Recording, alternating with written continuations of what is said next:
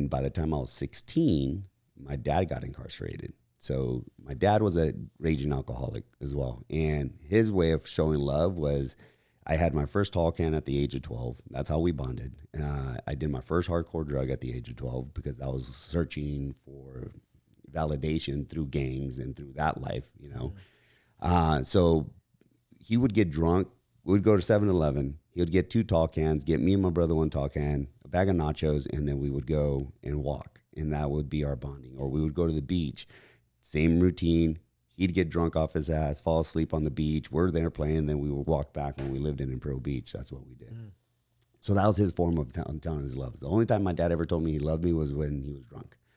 And so, again, we think that's normal. And by the time I was 16, he committed a crime where it landed him in prison for 22 years. And the day they sentenced him, they gave him 22 years. They sent him to Hatchapee State Prison.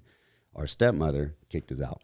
So told me and my brother, hey, can't support you guys. Don't know what you guys need to do, but go figure it out. Her exact words were, go figure it out. I remember till this day, like so vivid, knocking on the door, coming home to all our stuff bagged in a black bag.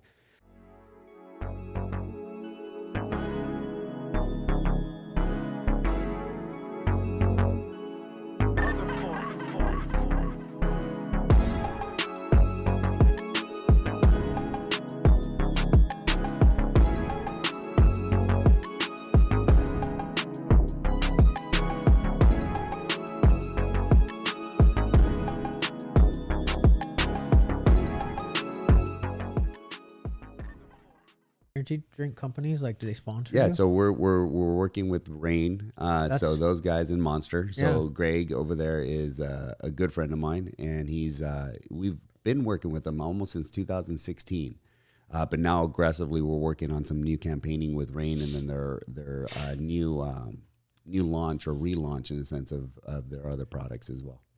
Yeah, so they're good people. Yeah, that's what Natalie and her husband Jonathan sponsor. They're Rain athletes, I guess, right? Yep. They're good. I love those guys, dude. They're good people. And Rain is owned by the Monster Energy company. Monster Energy. Yep. Oh, do you know why they did that? In a sense, they brought it in because of what was going on with, what was that other energy drink? Bang. You know, so they brought that into comparison, and now they're going to be bringing something that's going to be equivalent or actually even better than the Celsius aspect, you know? Yeah. One thing about Monster, I mean, they look at, the way I look at it in business, right? You have this threat or this competitor, right? Yeah. And they seize that as an opportunity. That's the way I look at it. Yeah. So whenever we get threatened in business, I look at, all right, what's the opportunity out of this threat? And it pushes us to evolve and grow and I love create that. it. Yeah.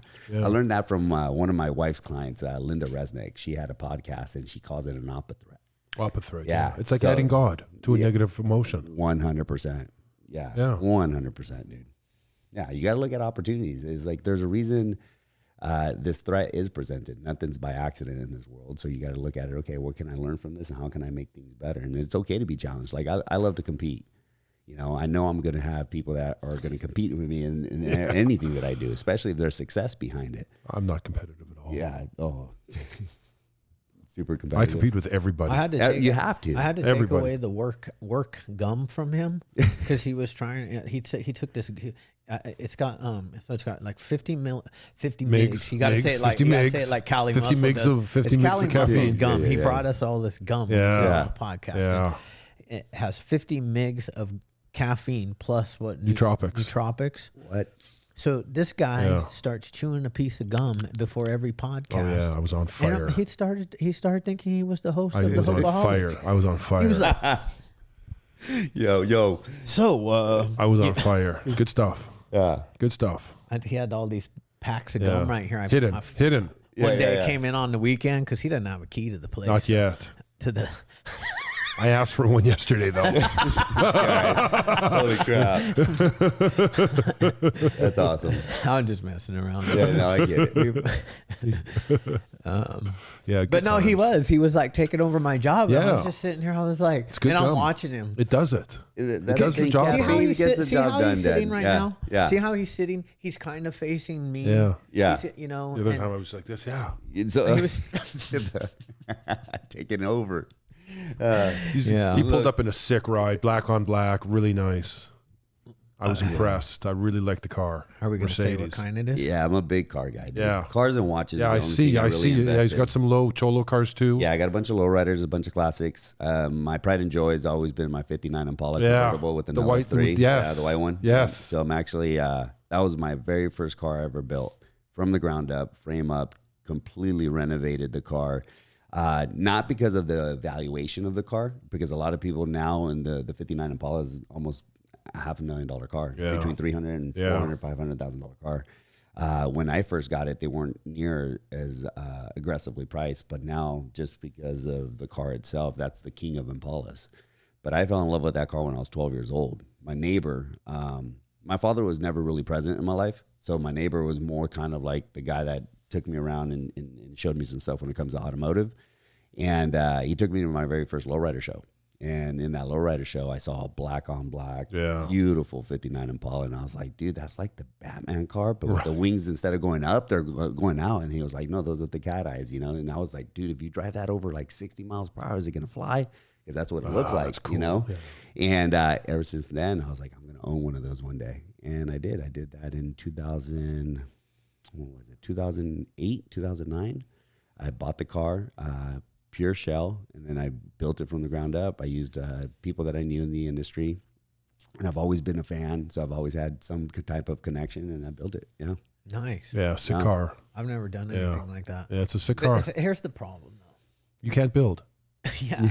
Like God gave that talent to my brother. Yes. Oh, okay. I didn't get it. My Yeah. brother could fucking build a house. Yeah. He Yeah. could build anything. Yeah. Yeah. Yeah. I can't build shit. Yeah. See, I've always been good I can with build my hands. businesses. That's what I can do. Yep. So then I transitioned to that, building businesses, Yeah. you know, and that's what I do with these That's franchises. building people, bro. That's building people, really. That's a big thing. That's building people. And that's a really good gift. If That's you a really great think gift. about it, especially Yeah. if you're working with people. I mean, Yeah. it takes a certain individual that truly cares to really help another person believe in Yeah, themselves and strive for success and whatever that path may be, because everybody's success is different. Right. My success is different than yours, right? Right.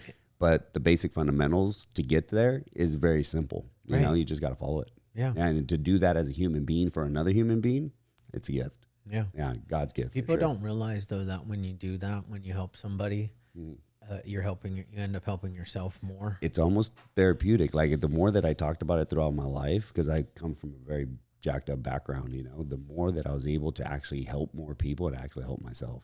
Yeah. And also held me accountable. You know, if I'm going to practice what I preach and I'm preaching this stuff and I'm telling people this is what you got to do, I got to hold myself accountable. And it's really therapeutic. The more you talk about it, you're like, oh shit, yeah, right. You know, and then you get to look how far you've overcome certain aspects of your life. You're like, holy wow, this is really, really rad, you know? And then you see their life transform, and then they're practicing what they preach and helping other individuals. A domino effect. Yeah. You help one, they help 10 others throughout their life or more. Yeah. Yeah. It's really sexy. Yeah, it really is. It really is sexy, helping people. Sexy. Yeah. Okay. That's an It's interesting a word for it, but yeah, I can see it. I want to put it up there. I don't Yeah. want to put it down here. I want to make it like you're really I mean, look what you're doing for someone. It's just, yeah, no, I get it. I just I never say a man is sexy. So, and I was thinking of men at the time when you said that. So I was like, because we were like men helping other men. Yeah, totally. You know, but women might find it sexy. Yeah. Right? Yeah. Women think men are sexy. Yeah. Helping someone, everyone. I mean, that's pure love. Oh, gay men think that men are sexy. Yeah. Yeah. Yeah.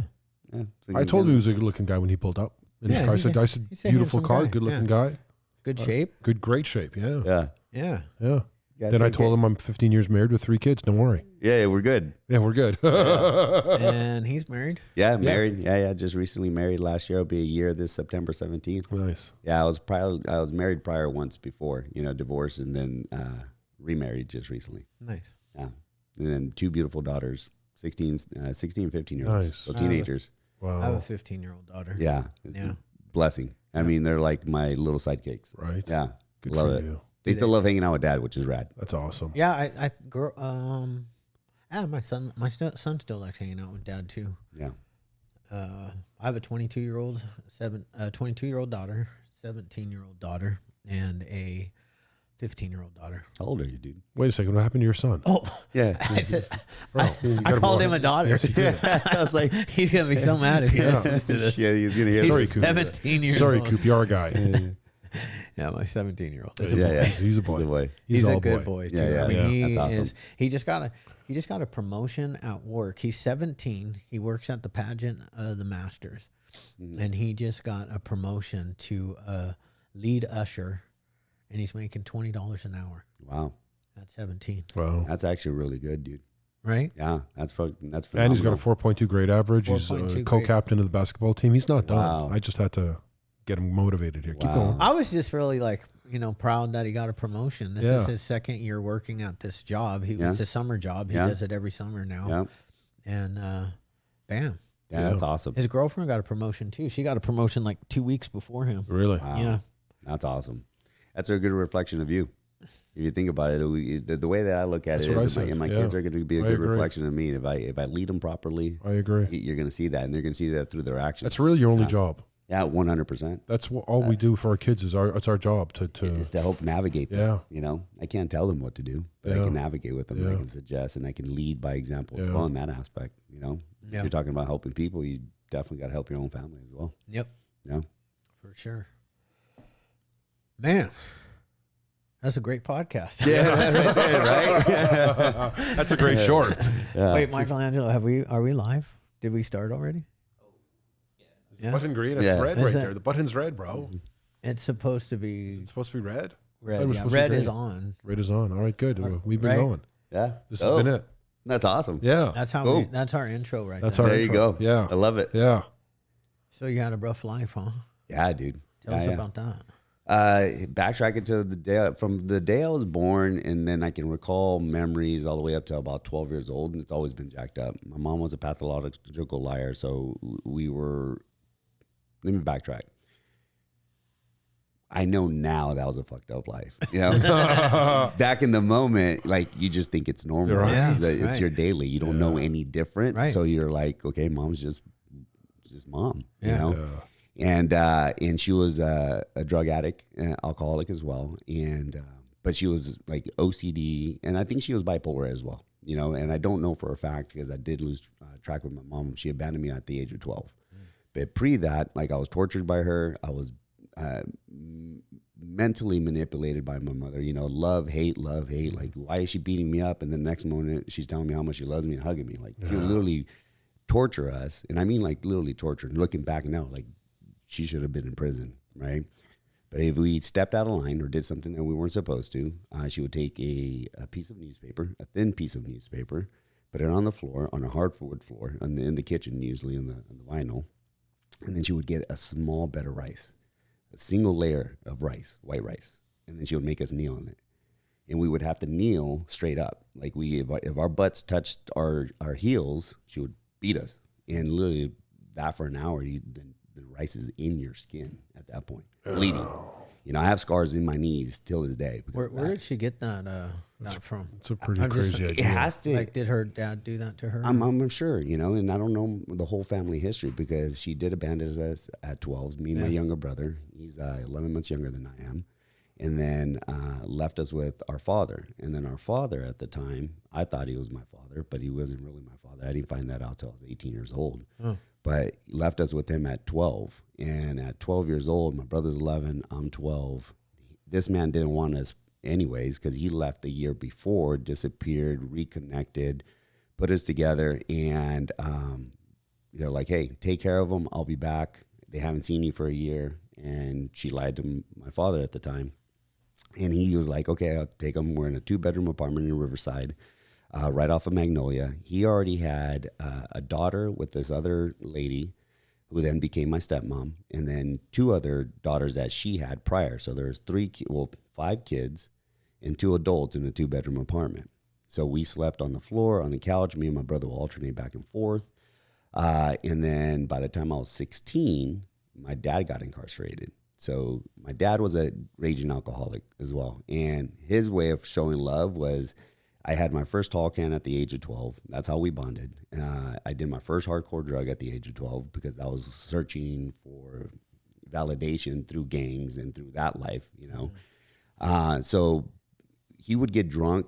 We would go to 7-Eleven. He would get 2 tall cans, get me and my brother 1 tall can, a bag of nachos, and then we would go and walk. And that would be our bonding. Or we would go to the beach.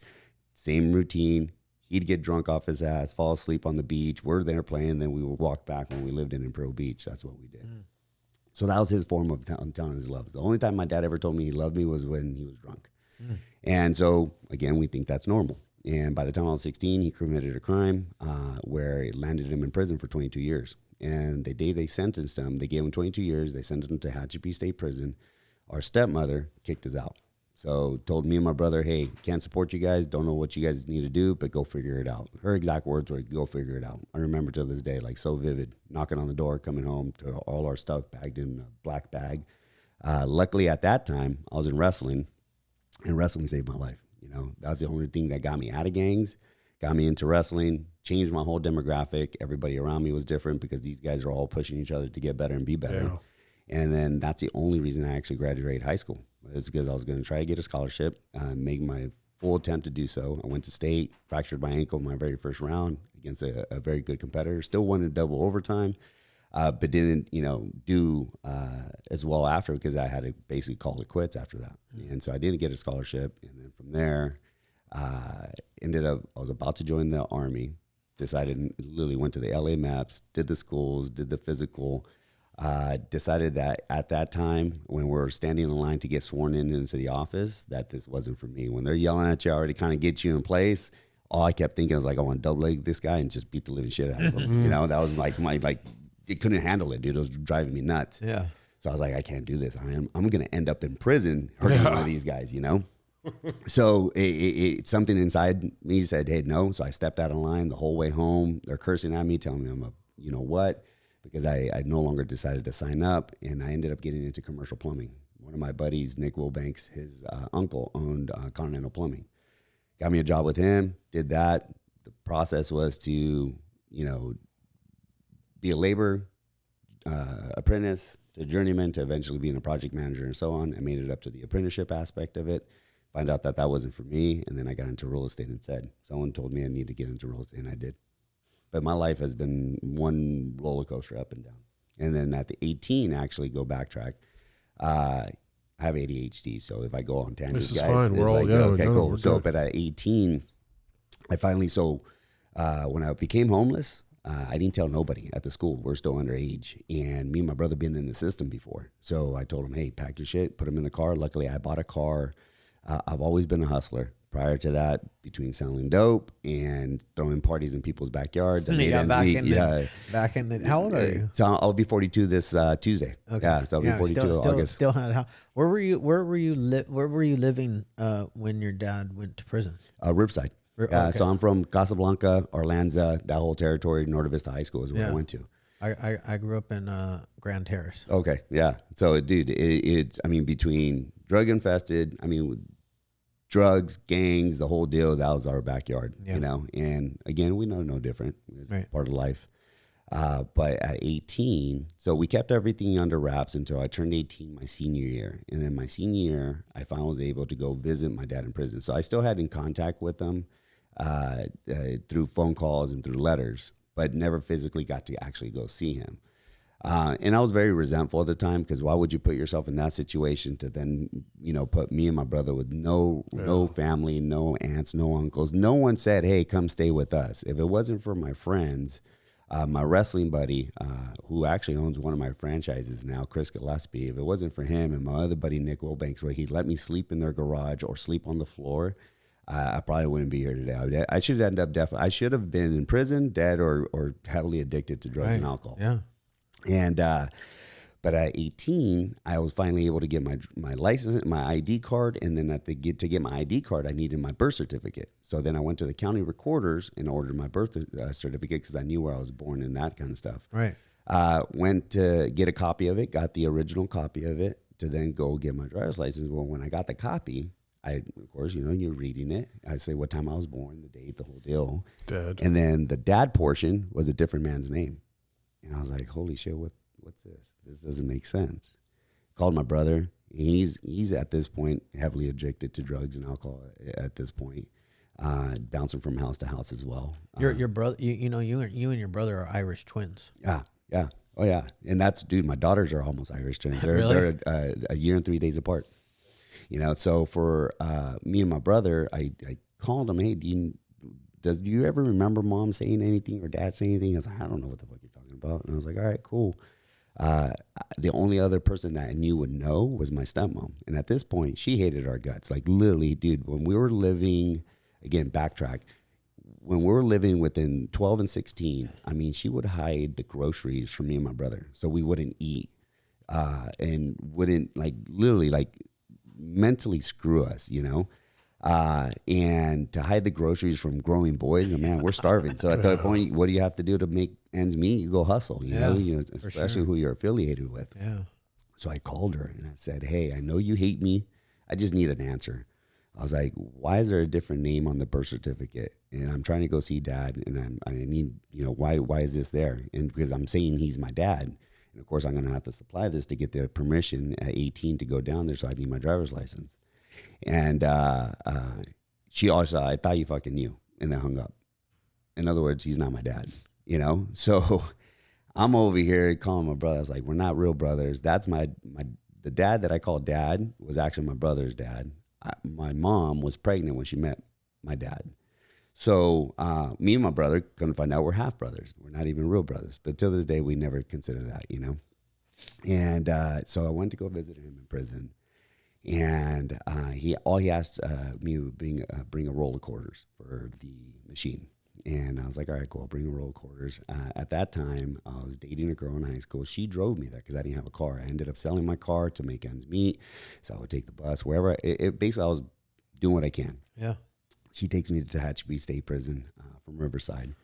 And we get checked in. And, of course, she has to sit out. I go in there. I go through the whole process. You get checked. And we were actually meeting outside where you can meet face to face. It wasn't through an actual window.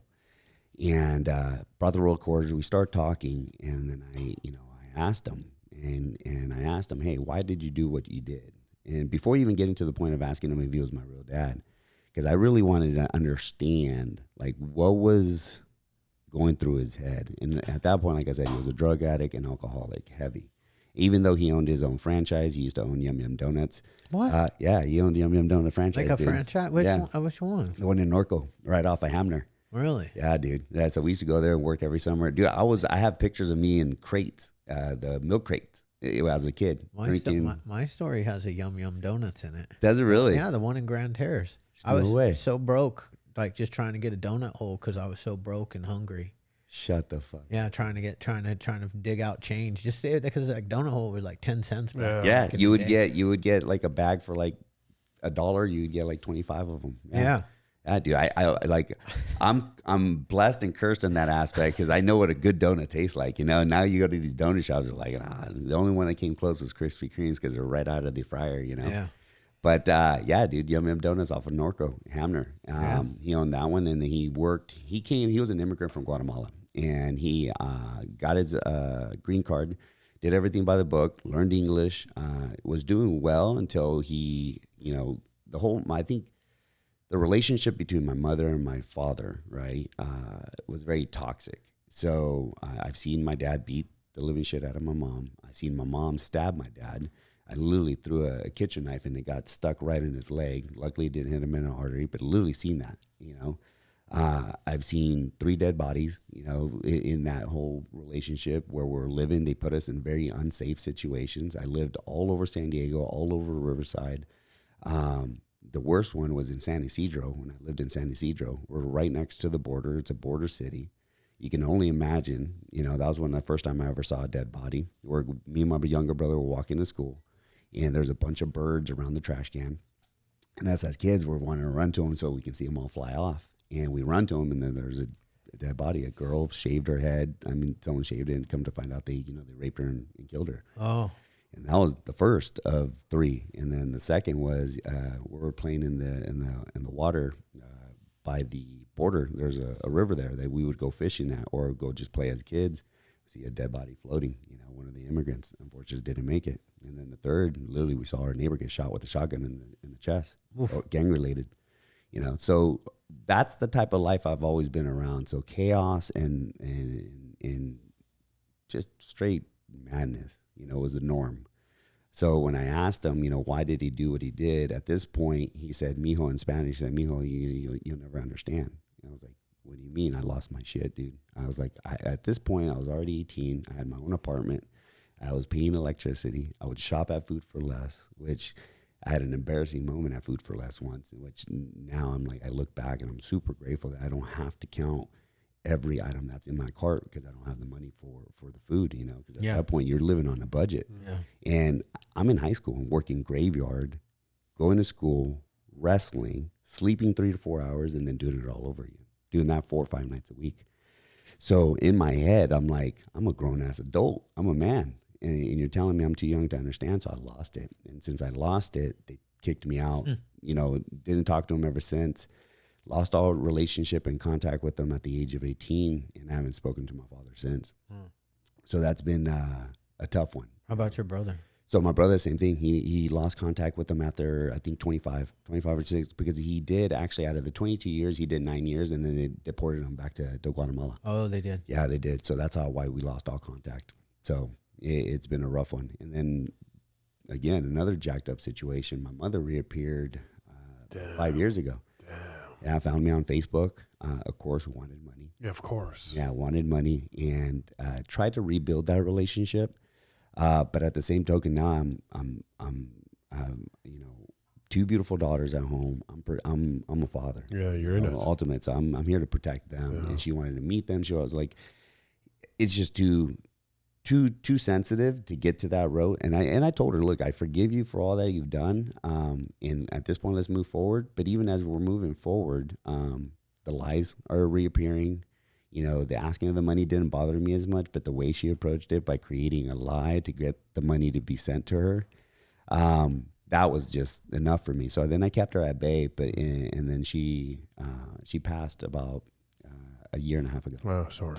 Yeah. So, but you know what? The thing is, it was crazy because I was getting ready for Worlds. So I compete in jiu-jitsu aggressively. Probably one of the best sports for me personally. You know, it's my mental clarity. It's my therapy to a certain degree, you know, besides prayer and everything else. But that's like the thing that physically gets me level-headed at all times. And I was getting ready for Worlds, and I get a call the day before, and it was my mom. And she's calling me, and of course I cleared it, you know, because I was mentally getting ready for something that's very, you know, important to me, and I just didn't want to be bothered or get emotionally messed up because she might need something or want something, and put me in a funk, because no matter what, it's your mother, you put you in a funk, no matter what. Yeah. So didn't answer it, and then the next day I get a call from the number, and it was her again, and I cleared it again, and it was actually a voicemail this time. And then the voicemail was another lady, the neighbor to her, telling me that she passed away. But me in my head, again, this is how jacked up it was. What lie is being made right now? What does she need? They're trying to get me to send money, whatever, you know. So I called the lady. I was like, look, is she really dead? Not even getting any type of emotion. I'm thinking it's a lie. And she was like, no, she passed away. And she sent me some pictures and sent me some things on through the WhatsApp. And I'm like, holy crap, you know. But it was weird because I didn't even cry, didn't even show any emotion, I've already grieved my mother's death at 12. Yeah. You know, because she told us she was coming back. And so we would literally stay by after a month. We're only supposed to be there a month. After a month, I was like literally coming home, sitting by the phone, waiting for the phone call as a 12-year-old kid. And there's a picture that I have on my Facebook that's a good understanding how drastic my life changed in a matter of 6 months, my mom being gone. I remember the very first picture we took with my father. It was me, my brother, my half-sister, and my dad in front of the apartment by the pool, behind the gate. And I remember taking that picture. You see me dressed. I was still a kid. I was no gang related, no drugs, no alcohol in my life ever. Just, I was around it, but I was still a kid. I was still playing with baseball cards. I was still doing G.I. Joes and, you know, and sports. I love San Diego Chargers. Like, that was my team because I lived in San Diego, and Junior Seau was like my idol. Yeah. You know? And Bo Jackson. I love Bo Jackson. So that was my era. And I'm still wearing my San Diego Chargers hat, bent, and a Marvel comic book T-shirt with some jean shorts. You know, total kid. Then I got another picture 6 months later, black shirt, hair slicked back, earrings, hardened, like already like, you know, and that's when I got jumped in. I got jumped in literally 6 months into my mother leaving. I went to Shamawa Middle School off of Magnolia. And as soon as I hit middle school, you get introduced to a certain aspect, like the real gangsters. You know, at that point, people are starting to convert into like true gangsters. And I started converting with them, you know, and I did that till I was 16. So it was one of those things. And so when my mother passed, is what I'm saying is like I've already grieved her death. After those 6 months, it became a year, then became 2 years, then became 3 years. They're like, holy crap, she's not coming back. Damn. Not even a phone call, not even a letter, not even a phone call, like nothing. Completely disappeared. So imagine this. Imagine at the age of 12, like I can picture my daughters right now losing your parent. You're losing your mother, you know, that motherly love, instinct, something that wants to, even though she was psychotic, we knew different. So the days that she did love us, we appreciated. The days that she beat us, we think we deserve it. So it wasn't like, you know, it was not normal. Like we didn't talk to other kids. Yeah. Hey, does your mom put you on a bed of rice? Does she beat you with this? No, we don't talk about it. And the same token too, like I'm Hispanic. Our culture is like, you don't cry. You just buck up, get your shit together. You know, that was our way of growing. And that's the way my father also raised me too. Tough love in a sense. You don't show emotion. So losing that at 12, and then you go resource other places to get that validation, and it's a wrong resource in a sense. Wrong from a love. Yeah, exactly. Yeah. So you lose that. And then at 16, then you lose your other parent, you know, completely gone. Then now you're fending for yourself, like your back's against the wall, and there's two options. Either we go back into the system, and then I lose complete touch with my brother, or I just buck up and just figure it out. And I lived out of my car for like 8-9 months. And thank God for my wrestling, because literally they gave us a Bally's Total Fitness gym card off of Madison. And the reason why is because they had a sauna room, and we always had to cut weight. Always. I was always 10 pounds or so I would always cut. And most wrestlers do. Pretty sure I went to that gym. Yeah. The one off of Madison. Now it's a 24-hour fitness, dude. Yeah. So funny. They basically gutted it. But it was the first one that had the track upstairs and all the gym equipment downstairs. It was pretty rad, dude. But that was my shower. That was my bathroom. That was my home to a certain degree, because I would sleep in the parking lot and then wake up early, go shower there, and go to school. Or I'd go sleep at the orange groves. That would be our dinner and food at times. Yeah. We would There's go lots sleep. of orange groves back there. Yeah, I wonder, are there still orange groves? Yeah, oh yeah, dude. Oh, There's still a bunch. Yeah, I actually have some property that I own off of Sandburg, so the orange groves are still there. You know, but that was my life for 8-9 months. And then my assistant wrestling coach, he graduated in '97, and he actually took me. That was my first year in wrestling. Took me under his wing, and he showed me tough love as well. He was a captain. So, but he saw my talents, and you know, I was getting in fights every week. Every week I was fighting, and finally someone told me you got to do wrestling. So I got into wrestling, and I fell in love with it. It was another way of like getting that aggression out, because my only way to resolve certain situations was like, all right, let's fight it out. That was it. That was the whole method of doing things, you know. Right.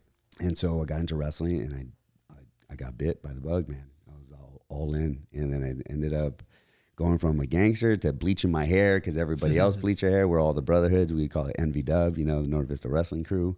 And that literally saved my life. And Chris Gillespie literally beat the living shit out of me to get me better. And I kept coming back for more. That's how psychotic sometimes we are as wrestlers or MMA fighters or anybody in a competitive sport. Yeah. It's like you get beat up, but you keep coming back for more. It can do two things. It can either break you walk away and you just try something even softer, or it just makes love you. The juice. Yeah. So he took me under his wing, and then he graduated, but he came back to do assistant coaching. And this happened in 98, 99. So 2 years later, and he found out through a friend that I was living through the streets, and I had no parents, I had no guidance, no food, no nothing. I went from 170, 160 pound kid down to 135, 140. And that was because I was telling people I was cutting weight, but I was starving, just dead hungry, you know. And he found out, and he asked his dad. He was still living with his father while he was going to Cal State Fullerton. And he's the one that got me my graveyard job, working at Home Grocer in Fullerton. And he asked his dad if I can sleep on their floor, and if they can take me in a good Christian family. Nice. Yeah, beautiful, dude. Like literally complete strangers to a certain degree besides wrestling. Yeah. Took this kid that had no idea my background, no idea, but just opened their doors and let me sleep on their floor. And then later on got me a job. That job allowed me to put food on the table and allowed me to, eventually get my apartment and then eventually move into something progressive. And at that age, I was 18, my senior year. And I was making $14 an hour, which was a lot back then. Yeah, no, that was a lot. Yeah, and I was working 40-hour weeks. I was working 10-hour shifts. I was making like $9.50 back then. Yeah, so I was making good money to a certain degree, but I also had bills. If you're making good money and you're living at home, cool. But no, I contributed to making, I put my groceries together. And it sucked, man. Working from midnight till 10 in the morning. From there, going straight to school. Luckily, I only had my senior and junior. My junior year, I had 4 classes because all the stuff that I did during summer school. The other reason I went to summer school is not because I wanted to get more education. They just gave me free lunch. Oh. So I just go for summer school. So I signed up for it. It's like, fuck it, I get some free food, Yeah. I get at least some food out of it. And then, and luckily, thank God I did that because in my junior and senior year, I only had 4 and then 3 classes and an elective my senior year. And I was able to do that for 2 years, keep it under wraps. When I turned 18, I was finally able to open up and disclose that to my counselor because I was trying to get scholarships. I was trying to get a full ride for wrestling and or some type of assisted grants. I wanted to go to college. I truly wanted to go to college. I was like, because as you grow up, that's the only thing that can get you out of poverty. And all realistically, now looking back, I don't teach my kids that. College can and cannot be good. It just really depends on the individual. Right. So, but education is definitely good depending on the type of education is good, but there's no money. There's no money. There's no money, dude. There's no money unless you're going for like an actual trade. Like if you're going to be a lawyer, doctor, an engineer, things of that nature, 100%. But if you're going there for political science or you're going there for this degree that's going to cost you $250,000 to then go back and make $30,000, $40,000, $50,000, $60,000 a year just makes absolutely no sense. Government. Yeah. Working for the government, City, yeah. I mean, you have to so many of our colleges they indoctrinate people into. So my 2 daughters, I started for them a fund at the age of 4 and 3. It's a universal life policy. So it's like a savings account with the death benefit to it, just God forbid, but I also wanted to teach them about money, things that I didn't know growing up. And in my trust, I have it in there where when they turn 18, they have access to the money that's been allocated for either college, trade school, and or opening up a business or real estate, buying property. And now even with the college aspect, I wanted to leave that on the table because if they did want to become a doctor, cool, they have it. But my daughters now, one obviously wants to be a nurse, so she's going to have to go to college. My other one is going to follow in my wife's footsteps and get into cosmetology and own her own salon, her own extensions, and all that good stuff. And she's literally following in her footsteps, which is also a very fruitful career as an owner herself in that industry. But they have that accessible. But I'm not preaching college to them like college was preached to me to a certain degree. Even it was back in the day. It was different 40 years. It was different 20 years ago. Way different. And now it's like scary to then send your still very impressionable young kids. It's very impressionable. Times have changed. And you send them off, dude. Next thing you're coming back a completely different kid. Something that you didn't raise them with. With blue hair. Yeah, blue hair and trying to destroy, who knows God what. And that's not just the way I live. I'm a very direct father, but yet I want them to understand there is evil in this world. And unfortunately, it does come in the form of education, because that indoctrinating is creating the problems we're having now. Yeah, this is the worst time it's ever been. And I mean, in my lifetime, and that's almost 50 years now. Yeah. You're 50? January, I'll be 50. Damn, bro. You look great. You look great. Yeah. I'll be 42. Don't even mention it. Yeah. You look great, too. How old are I you? look amazing. You look... He does. He looks amazing. Dude, we age gracefully, Yeah, that's good. You got to take care of yourself. If you're not in the gym every day, working out, getting up early, you're finished. Well, I don't drink. I don't do drugs. I have 8 years sobriety. I don't not take care of myself. Yeah. I finally learned through sobriety how to love and respect myself. And that was one thing that I did on my own. It was the weirdest thing ever. Given my childhood, all you know is to look. You something great happens in your life. you celebrate. You're taking shots. You're doing this. Yeah. Someone dies. Oh, you're taking shots. Yeah. It's like you're just masking and running away from anything. And at some point, I finally realized I need to face myself and understand that everything that has happened to me was for me, not against me. And it doesn't define me. You know, my mother leaving me doesn't define me. Abandonment issues, you can only imagine. You know, losing both parents, the people that supposedly love you to death. Yeah, and then finding out the one that you thought was your dad wasn't your dad. Yeah, there's a lot of stuff there. Yeah. A lot of stuff there. Yeah. A lot of reasons to give up. A lot of reasons to give up and to mask. Yeah. And to mask, yeah. And I did it for so many years. Yeah. Yeah. Oh, yeah. I was a functioning drug addict alcoholic since the age of 12, but did meth for the first time at 12, you know, and drinking, to then leading to coke and ecstasy, and then becoming where I had to be around people all the time because I had nobody, right? And then those people that I was choosing to be around with only wanted to party, so I partied with them. And at the same token, I was just running away from myself, running away from the actual situations that were present in my life versus facing them and saying, okay, what am I going to do better, versus just, again, adapting to my surroundings like I have my whole entire life. Like, well, you know no different, you know? You're supposed to party every weekend. And then go back to work Monday morning, hungover as hell, but you go back to work because you got bills to pay. That's the way we do it. I don't do that. No, well, not anymore. That's the way we used to do it. Oh, no, not you. No, I never did. I never did. I did. Because I had a couple years of that. I was never a functional drug addict. Yeah. Never. Yeah, you're just all in? I was all in. Wow, dude. I was fucking running the streets. Yeah. I was unemployable. Yeah. I usually didn't have an apartment. Yeah. I was usually scamming somebody else. Yeah. Scamming still a word? Scamming's still a word, bro. That's hard. It's an old one, but it's still a good one. And it's direct. Yeah. Like, this is what you were doing. It's the honest truth, bro. Scamming people. Scammer. Yeah. Yeah, and that's the thing. Did you find a drug addict that had their shit together, or somebody, you know, a user? I guess a user. Yeah, a user, yeah. You know, who had their shit together. You know, I think a lot of that came from the people that I met at Bally's, right? I met this chiropractor, older gentleman, always in shape, but dude, that dude can party. We're up 3-4 days a week, sometimes, you know, on the weekends, and I was like, well, he can do it, I can do it too.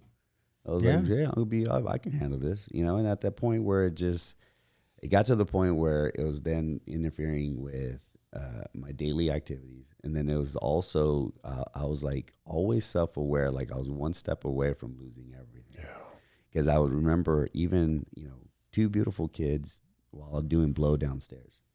Like, they're sleeping and I'm rushing people out of my house because they're about to wake up, and pretending to be asleep to then, you know, get up, do a little bit more so I can stay up and just be functional, and then hope to sleep, you know, all day Sunday, and then back at it again Monday. So during those times, when did self-made become? So that's that's why I love health and fitness so much, dude.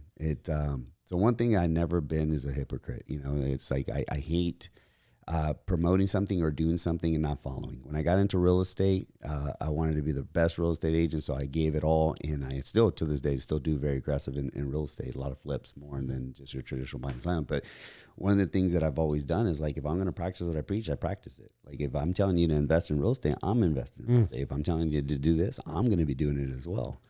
Well, then 2012 came. First started at 23, made my first 6 figures my very first year. From there, doubled it my second, third. By the 4th or 5th year, 2009, I made my first million. Right, became a millionaire at 27 years old. I was like, holy shit! For a person like me, I was very cool. But at the same token, I was still using, I was still partying, and it justified my life because I was doing good. So by the time 2012 hit, the crash is already over. I'm on peak 9, and I'm over here thinking I'm the god of real estate. I have no self-awareness of who I was still, because I was still running away from my past and running away from the individual that I am, looking at myself in the mirror and with kind of disgust. So I masked it with lifting, with everything else, drugs, alcohol, everything. And then 2012, I overextended myself. I had a beautiful house on the golf course. I had everything, right? And I just made some really stupid mistakes, and I let pride and ego get the best of me. So I ended up losing my first business, which was Realty World and Associates. Had to go bankrupt. Out of going bankruptcy, I'm already accustomed to a life. It humbled me. Instead of defining me, it just humbled me, right? It got me to self-aware again. I was like, what the hell am I doing? Still using and abusing, didn't blame drugs for my failures, but a lot of those decisions were either under the influence or at, the hungover phase of making some of those decisions, and also thinking that it would never end, not understanding business as I thought I knew business. So 2012, bankrupt, gave everything back, was able to keep a couple things just through the bankruptcy, learned a hard lesson too, how to give up some of my investment properties that I were through my LLC that I hired. Again, pride and ego. Instead of hiring the right attorney, I just went on Google, tried to find the best reviews. The guy actually had a bunch of fake reviews to the point where he was like, all right, come to my office. It's going to be $15,000. You got to come to my office. We'll get some paperwork and get everything. And I was like, no, I'm not coming to your office. Can you meet me at Starbucks? Like, what do you mean? I was like, I don't want to be seen walking into a bankruptcy attorney's office. I was like, I'm not telling nobody this is embarrassing. Again, pride, right? Versus going through, I had great, I call it the Rolodex, right? But now it's like just the contacts to make the right decisions. Yeah. I could have asked my buddy I respected in business, like, hey, what do you do? And I could have negotiated the thing that I got myself into, pennies on the dollar at that time, because I had investments that I thought were protected through my LLC that my attorney said they're protected because it's a different corporation. You're not filing under this one. But since I gave a personal guarantee to the building that I bought, they'd attacked it. So I had to give up almost $1.5 million in equity. And they sold my properties to pay off that debt, which I could have negotiated if I just asked for help. Again, the way I was raised, you don't ask for help. Ego was not your amigo. No, not even close, bro. Not even close. Yeah. And so bankrupt at the time, I had a way of living. So I was like, hey, I'm going to do some personal training and real estate. So personal training, I've always been involved with. I've always liked helping people in the health and fitness space. Since that's actually how I got my real estate career started at LA Fitness. Instead of going door knocking, I would just go meet people at the gym. And then they would ask me, hey, how do you stay so lean? Or how do you lift so heavy? Or what do you do? And I would always find a way to include real estate in that conversation. They asked me, I was like, how do you stay so lean? I was like, well, look, my job, my career allows me to prep all my food. So I have that extra time to create all my food. What do you do? Yeah. Real estate. Plant a seed. I called that farming. Next thing you know, it's like, oh, how's the real estate market versus, about the nutrition aspect. And as we're lifting together, you build this relationship. Real estate market was really good until 2008, wasn't it? Yeah, bro. In 2003, 2004, you had a pulse, I can sell you a house. But one good thing I did is I had a great reputation. I never got people in those nag-down loans. I never got them in those option arms. I did 30-year fix because my old Hispanic mentality is like, if you don't got it, don't pay for it. So I stick to those parameters, and it actually saved me because in 2009, when everybody that couldn't afford to buy a house in 2003 to 2007, I was selling them all their homes in 2009. I stayed in contact with them. I utilized Facebook, which no one was doing at the time, to stay in contact with people. People were paying $1,000, $2,000 a month for constant contact, and I was just utilizing Facebook. I learned how to create a community through that channel. So come 2012, lost everything, started the garage gym. I found everything on Craigslist, but I'm OCD as hell, dude, and I have ADHD. So those two combinations is really jacked up at times, okay? But I was like, I epoxied the floors. I did all neutral colors in the inside. Luckily, I was able to find a whole gym equipment package for $5,000 that was all white and black, super clean. Cable machines. I got a set of dumbbells that are all hex dumbbells. So everything. If you go to my Facebook, you'll see it. That's a good price. Yeah, dude, I scored because I didn't have money. I literally was able to scrounge up $5,000 because at this point I just got out of bankruptcy, so we can't show any income. I was very again, that created my real estate business to still do well, but it wasn't as aggressive as before because my mind wasn't 100% in it because I'm over here dealing with the bankruptcy. I wanted to get discharged. I wanted to start over and just not let that define me. And what can I do better? What can I learn from that mistake? And it was my fault. It wasn't my offices. It wasn't my real estate agents.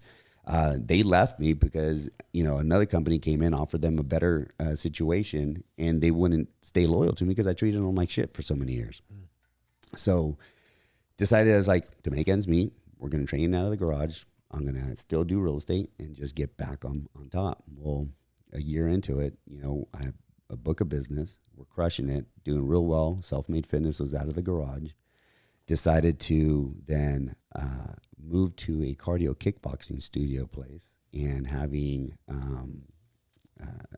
the operations ran there because it was a little bit bigger. I wanted my classic cars back into the garage. I was able to keep my 59 Impala at the time. That was the only one I had. Oh, and my 70 Suburban. And got those in there and sold everything, moved to the cardio kickboxing studio. Less than 2 months, give or take, they closed their doors.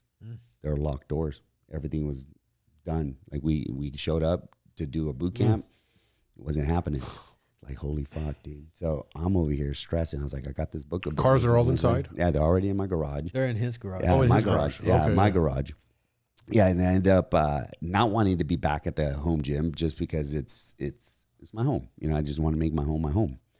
And so I was like, well, shoot, I'll go interview with these big box gyms. You know, I won't mention them because I never wanted to feel like I belittled the gym. Look, if you want to pay $10, $29, whatever that number is, to just go to the gym and work out, great, do it. It's a great establishment. But if you want personal training, I would highly recommend going elsewhere. You know, going to a self-made or somebody that actually cares about the other individual. Yeah. You know, so I went and interviewed with them. And the first big box gym, commercial gym, I interviewed with them. Of course, they wanted me right on board. I told them I have a book of business. I want to keep them, but anything you give me, fine, whatever, right? But I'm good. I was like, all right, great. Well, you can't keep your book of business. We'll put them on this thing, but you'll get paid X. And I was like, hold on, is that just hourly or is that with the commission? Like, try to explain this to me. I was like, no, this your dollar, sir, is slightly above minimum wage.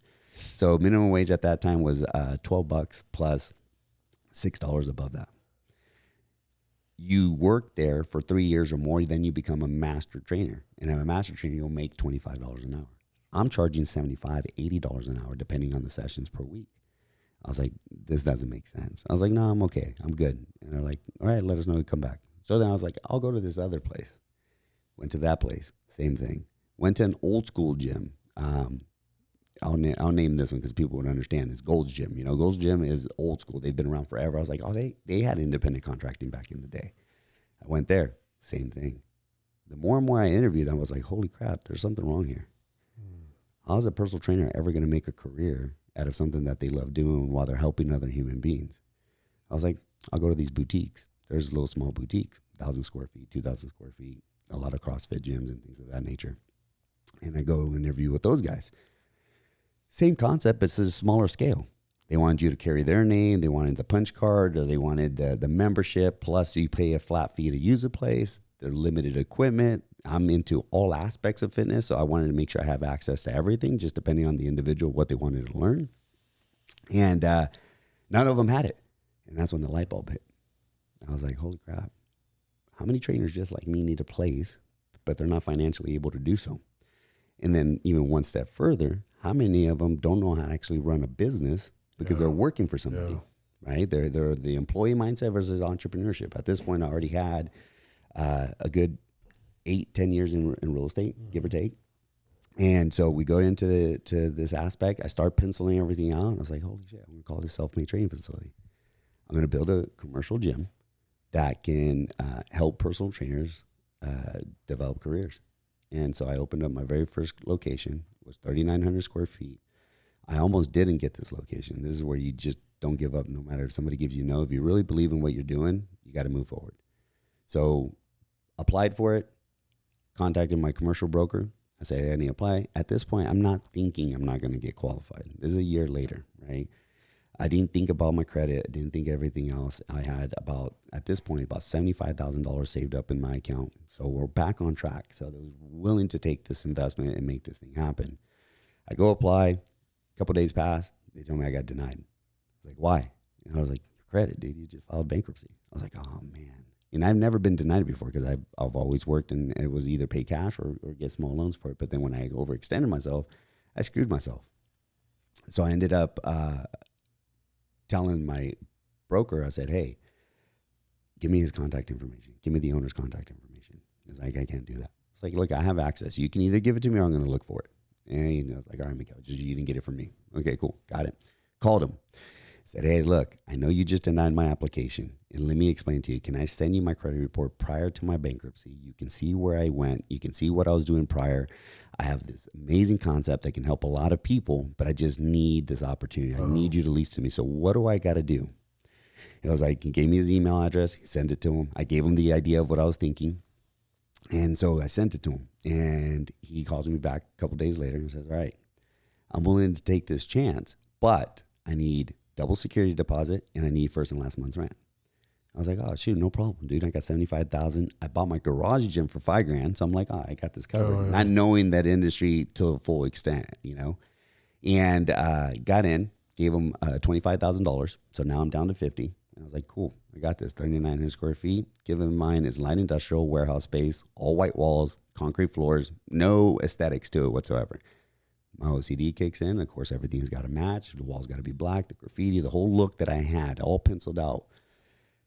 I got the keys. We started construction, started doing everything. By the time we finished the paint, the mirrors, and the floors, I was out of money. I was like, fuck, dude. Like, what am I going to do here? Again, I was like, do I go bankrupt again, or what do I do?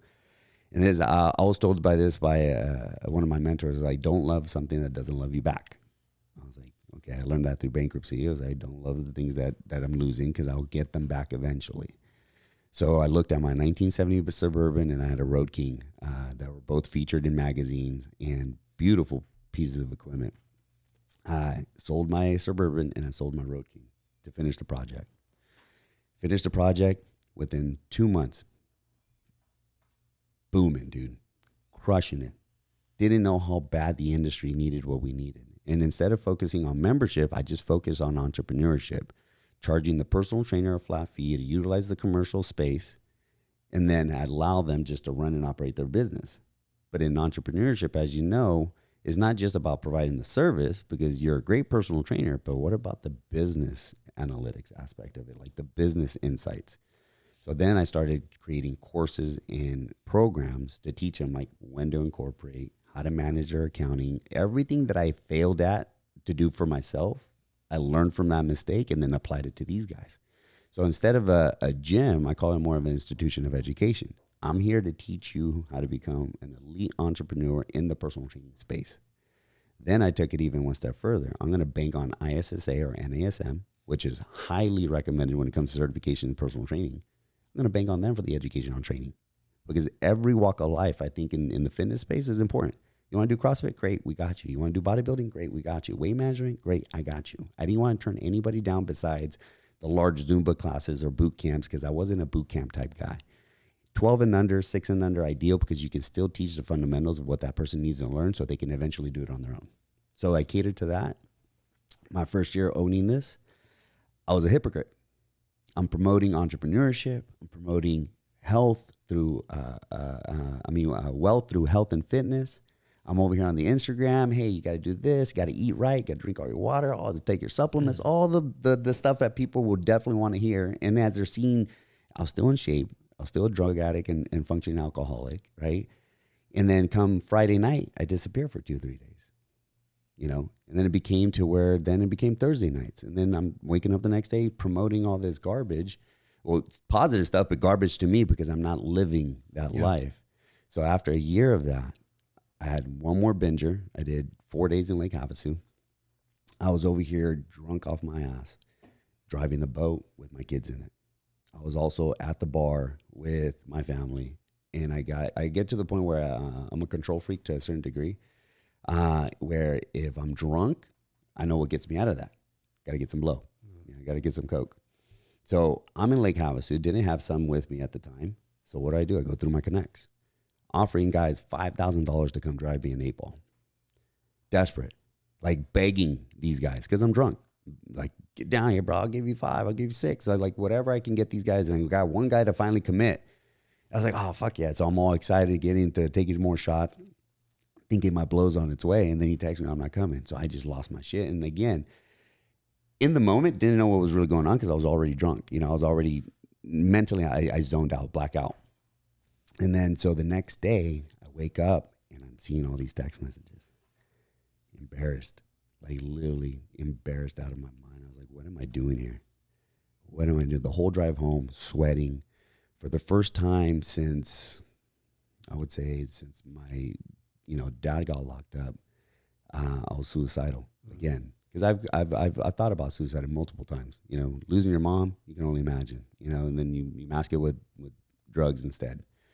And so at that point, I was the come down, sweating, just really mentally not there. And I finally on the drive home, I said, "This is it. I'm done." And I've tried to get sober before too. Like it wasn't my first attempt.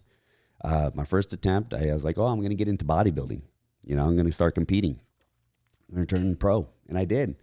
But again, I compete for 3 months, or I, train for 3 to 6 months, get ready for the show, do my show. I win. What do I go do? Go celebrate. Bottle of vodka, some blow, some ecstasy. Then come Monday, back to normal. Then do that every weekend. Then I decide, okay, I'm going to do another show. Clean and sober for 6 months, 3 months at times, go back and do it again, to the point where I remember I went to New Orleans, competed, got my overall, got first place in overall in bodybuilding, and missed my flight the next day because I was drunk off my ass, And then at this time I was married to my ex-wife, making up every excuse. So it's like, I just forgot yet. No, I was drunker than shit, And then my kids were waiting for me at the airport. I didn't call them and tell them I wasn't coming. It's like, fuck, didn't care, So that first year, finally, that drive home, and I decided, okay, I'm going to get sober. But for the first time, I decided to choose sobriety, not to tell myself. Before I told myself, demanded myself, you're not drinking, Miguel. You're not drinking. You're not drinking. If you tell me I can't do something, whether it's in business, whether it's physical activities, whether it's sport, whatever, I was like, all right, motherfucker, let me show you what I got. I'm going to show you how it's really done. And that always hindered me because I was like, I got this under control. I'm not in prison. I haven't got busted. Luckily, in high school, I'm so lucky I never got caught with what was in my trunk. I would have done 10 years for sure with the people that I was affiliated with. So at this point, I'm thinking, I'm okay. I'm good. But finally, I was like, you know what? I'm just going to choose. I'm going to choose today that I'm not going to drink anymore. And I'm going to choose every day from this point forward that I'm not going to drink anymore. If I'm going to lead this team, right, this family, the self-made family, the training facility, lead them to success, I got to be successful to myself. But I realized that I just got to love myself and respect myself. Ultimately respect myself, and then after that will come love, right? Because if I respect myself, if I truly believe in health and fitness being a platform or a way of navigating to success, whether it be in business, whether it be in personal relationships, whatever, health and fitness has always led me to success in those aspects. And if I'm truly going to promote it, I got to live it. But I got to live it with myself first. So first I got to respect myself, and then I got to learn how to love myself, because I haven't for so many years. I was 34 when I decided to get sober, give or take. And before then, I thought I loved myself because I was in shape. I'm a clean cut, never out of rags, right? It wasn't like you would never look at me and be like, that guy's a drug addict. And so, but that was a mask. That was, between the stupid designer jeans, trying to label myself, right? And then in a suit, when I felt so uncomfortable in a suit, but I thought that's real estate. I got to be a chameleon. I got to go with instead of being myself, I was always masking myself. So finally I decided to say, hey, this is who I am. This is where I come from. This is what I do. And this is how I'm going to make things better for myself. So in return, I can do it for other people. And that's all self-made got its true success and retention. Look, we're going on a decade. This upcoming June next year will be 10 years in business. Nice. With success always strike, like every year, percentage is going up. We work with over 1,000 personal trainers. I got 28 locations. I got 9 different states that I'm in. I'm internationally going to be somewhere. That's amazing.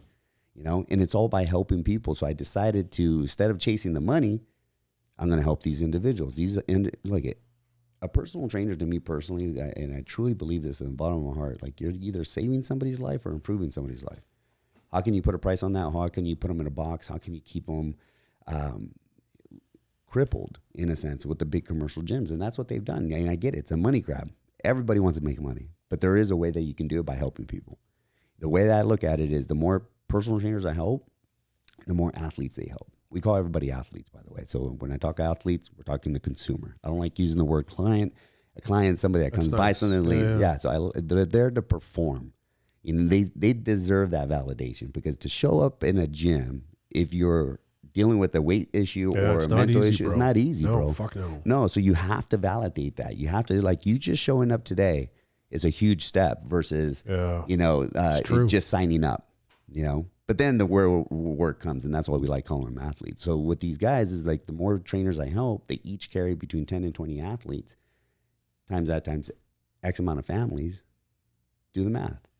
You're talking millions, dude. Millions. And it goes all the way back to the home. Because if a dad or a mother or a husband or a wife, and they feel good, they're going to do good. right? Ultimately, if you, I truly believe if you're going to truly try to help somebody else, you got to be able to help yourself first. You got to love and respect yourself then you can love and respect somebody else. If you don't respect yourself, like in business beforehand, I didn't respect myself. So I didn't respect my real estate agents. Mm-hmm. Make me my money or get out. That was the method. That didn't work. It backfired. Humbled my ass real quick. Yeah. And now look at 10 years in business, 28 open franchises, and still growing with a divorce, with COVID, literally I could have slipped up and literally gone back. Yeah. Especially during COVID.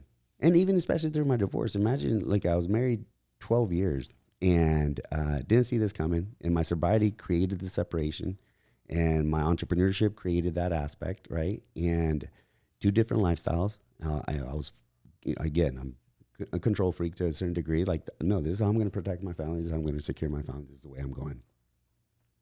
You get in a divorce, you easily start panicking.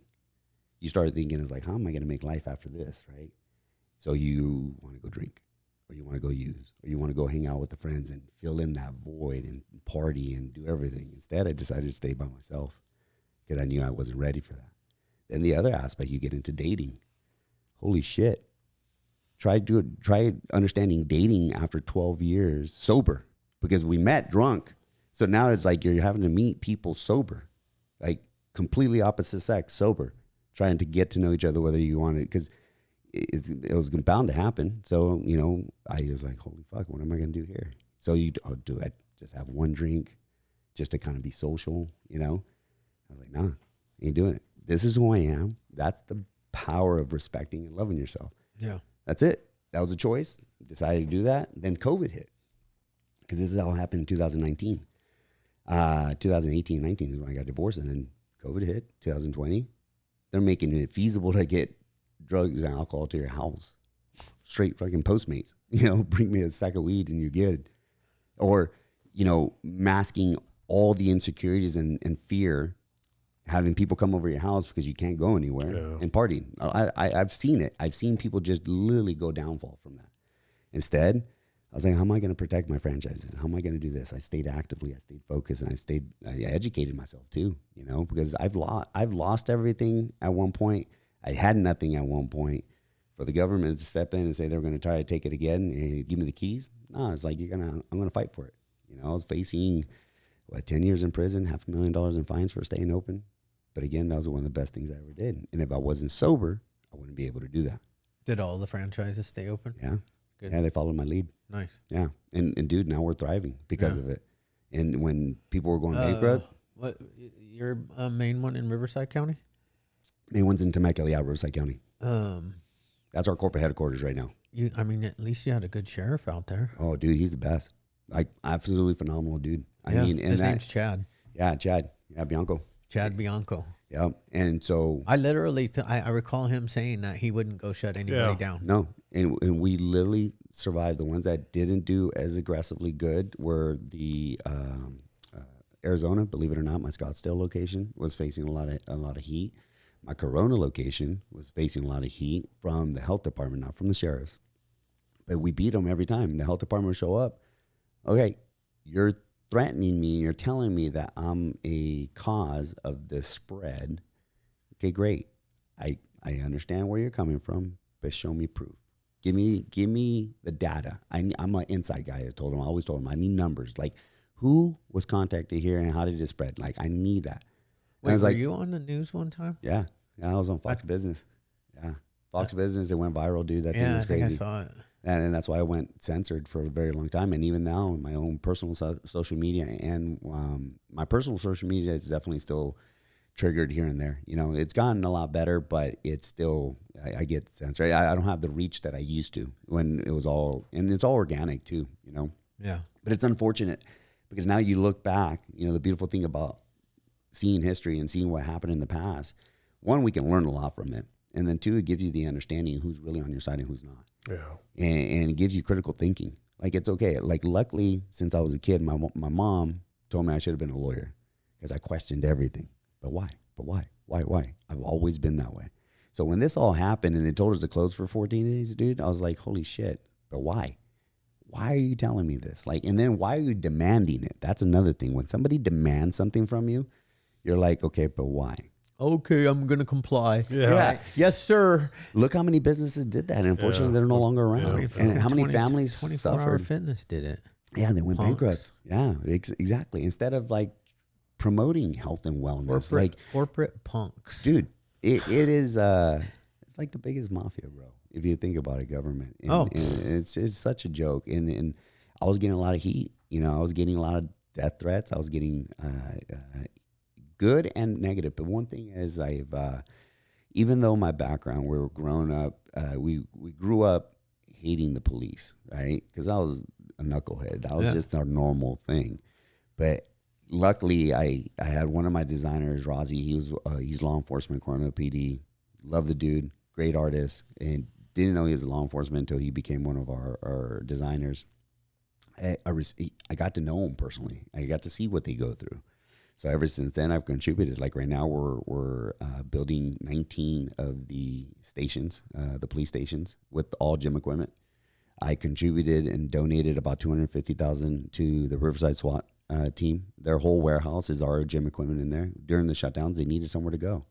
During the shutdowns, I opened up also all my facilities to all first responders to come and get a lift in because mentally they needed it, you know, and I believe in that. So I've been very fortunate to be able to contribute to that. That's like my contribution back, even though I grew up thinking these guys were the enemy, and realistically they're not. You know, there's good seeds and bad seeds in every crop, right? There's always good and bad in everything, and in every business, in the health and fitness business, and law enforcement, everywhere. But I mean, these guys are good dudes. Most of the time, they're just doing their job, dude. They're just good dudes. If they're fucking with you, there's probably a reason. Yeah, there's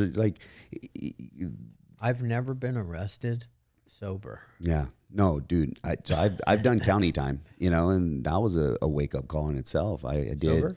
No, I was drunk off my ass, dude. I got locked up, and then ended up keep doing the same stupid shit over and over and over. And then finally the judge, after like the 13th case, so you're going in, you know. And I did 62 days out of my 90.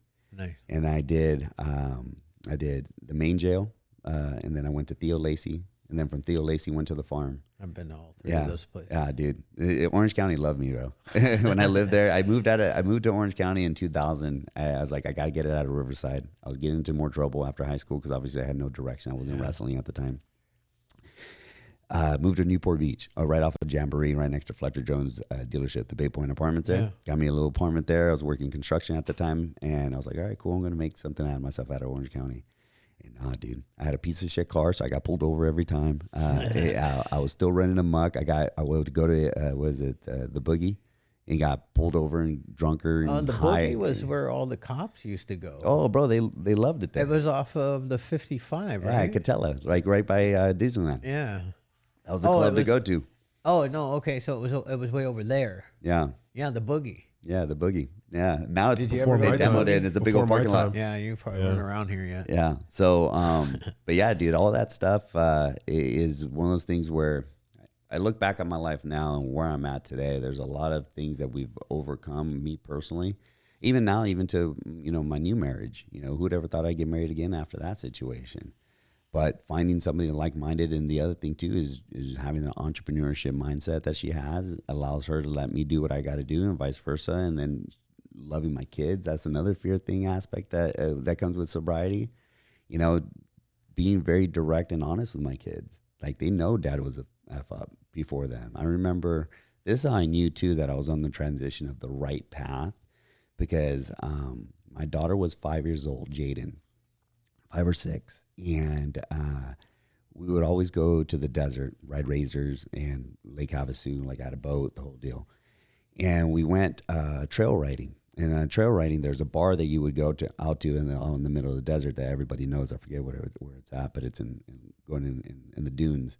And we go to the bar. And at this point, I was already sober for about 6 months, 8 months. I openly discussed my sobriety. I think that's another blessing that I did. I was open about it. I was like, hey, this is my problem, and I think you guys need to know. And it held me accountable through social media. And I told it, hey, from this point forward, you're going to see some differences. I'm going to gain some friends, lose some friends, whatever. So I was open about my sobriety. So my kids, they would see dad, and I would talk about it in front.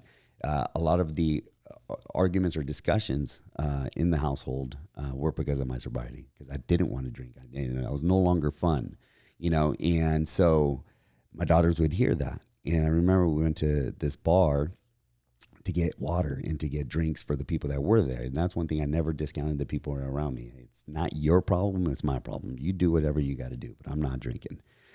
And we show up, and I'm a placebo type guy. So I got me a sugar-free Red Bull with a lime inside of it. So to me, that's a Red Bull vodka, right? But it's just a Red Bull. Yeah. And I come out, and my daughter is there. So I was like, Dad, are you drinking again? Dad, are you drinking? I was like, no, baby, this is just a Red Bull with a lime, babe. And she was like, literally like worried for her dad because I relapsed. She was like, in her face, it makes me emotional because like, holy fuck, what did I really do here? Yeah. And I was like, all right, I'm on the right path. I was like, no, baby, this is just a Red Bull. And now my kids are 15 and 16. Totally respect what I do. They understand where dad comes from because they have no idea of it. Like, my kids are a product of a very healthy environment, even after divorce, everything. Like, I built such a strong relationship with my kids because of sobriety. There's no way, even to the point like protecting their hearts into the aspect of a very, difficult situation with divorce. Now you have to co-parent, and you have two different points of view of life, in a sense, and two different ways of raising kids. But never once ever hindering them as little human beings that I saw them. So through that divorce, automatically you see a bunch of men or women go into the dating world and start introducing a bunch of random people to their kids. Good. And my kids would ask, are you dating that? Who are you dating? They're teenagers at this point, or 12 getting into teenagers, 13 and 14. And I was like, nah, Dad, don't worry about it. I mean, babe, don't worry about it. I said, look, I sat them down one day and I said, girls, look, if you ever get to meet another woman that's involved with your dad, I'm going to marry this person. You're never going to meet. You can look through all my social media. You'll never find postings or anybody of me dating or none of that stuff. My kids came first before me. I had to be selfless at that point, right? Instead of filling my void and my needs, I was like, I'm raising two daughters here. And dude, that exactly happened. My wife now met my daughters. That was the first woman that ever met my kids after a divorce. And now we're married. Nice. So teaching that to your kids, it was crucial. But I wouldn't have been able to do that if I was a drunken idiot, or abusing drugs. There's no possible way, dude. It's amazing. The whole story of loss and betrayal to start, and he could have turned bad any time. And not only that, but to stop, not to give your kids your pain. Yeah. To pass that pain on, or your anxiety. Yeah, totally. Know what I'm saying? Yep. Yeah. And even to the point where I educate them, I was like, I'm not telling you not to drink, because they're going to be 21 here soon. I still got a few years. But I'm not going to tell them not to. I said, you should choose not to. But if you ever do, Dad's not going to think anything different of you. But I want you to understand it can cripple you.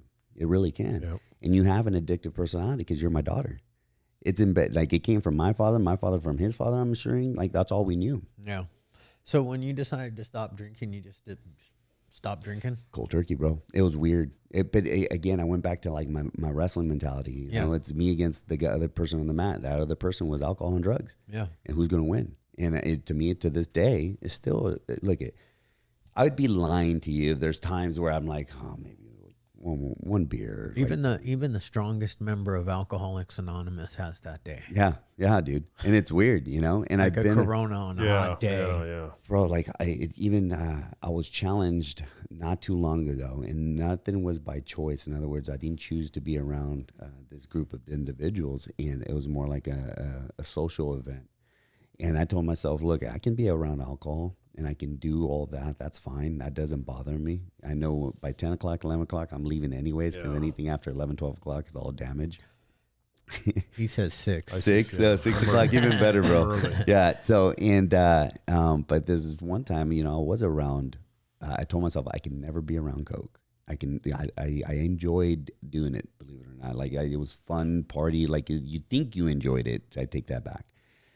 And I was around it, and I was like, holy crap, in me, I was like, I walked away. I just went home and said, hey, I steered away from it, and versus diving into it, and my hands got sweaty. I get sweaty even just talking about it, dude. Yeah. I don't. Yeah. I mean, it's just none of it's fun for me anymore. None of it sounds. exciting. Nothing.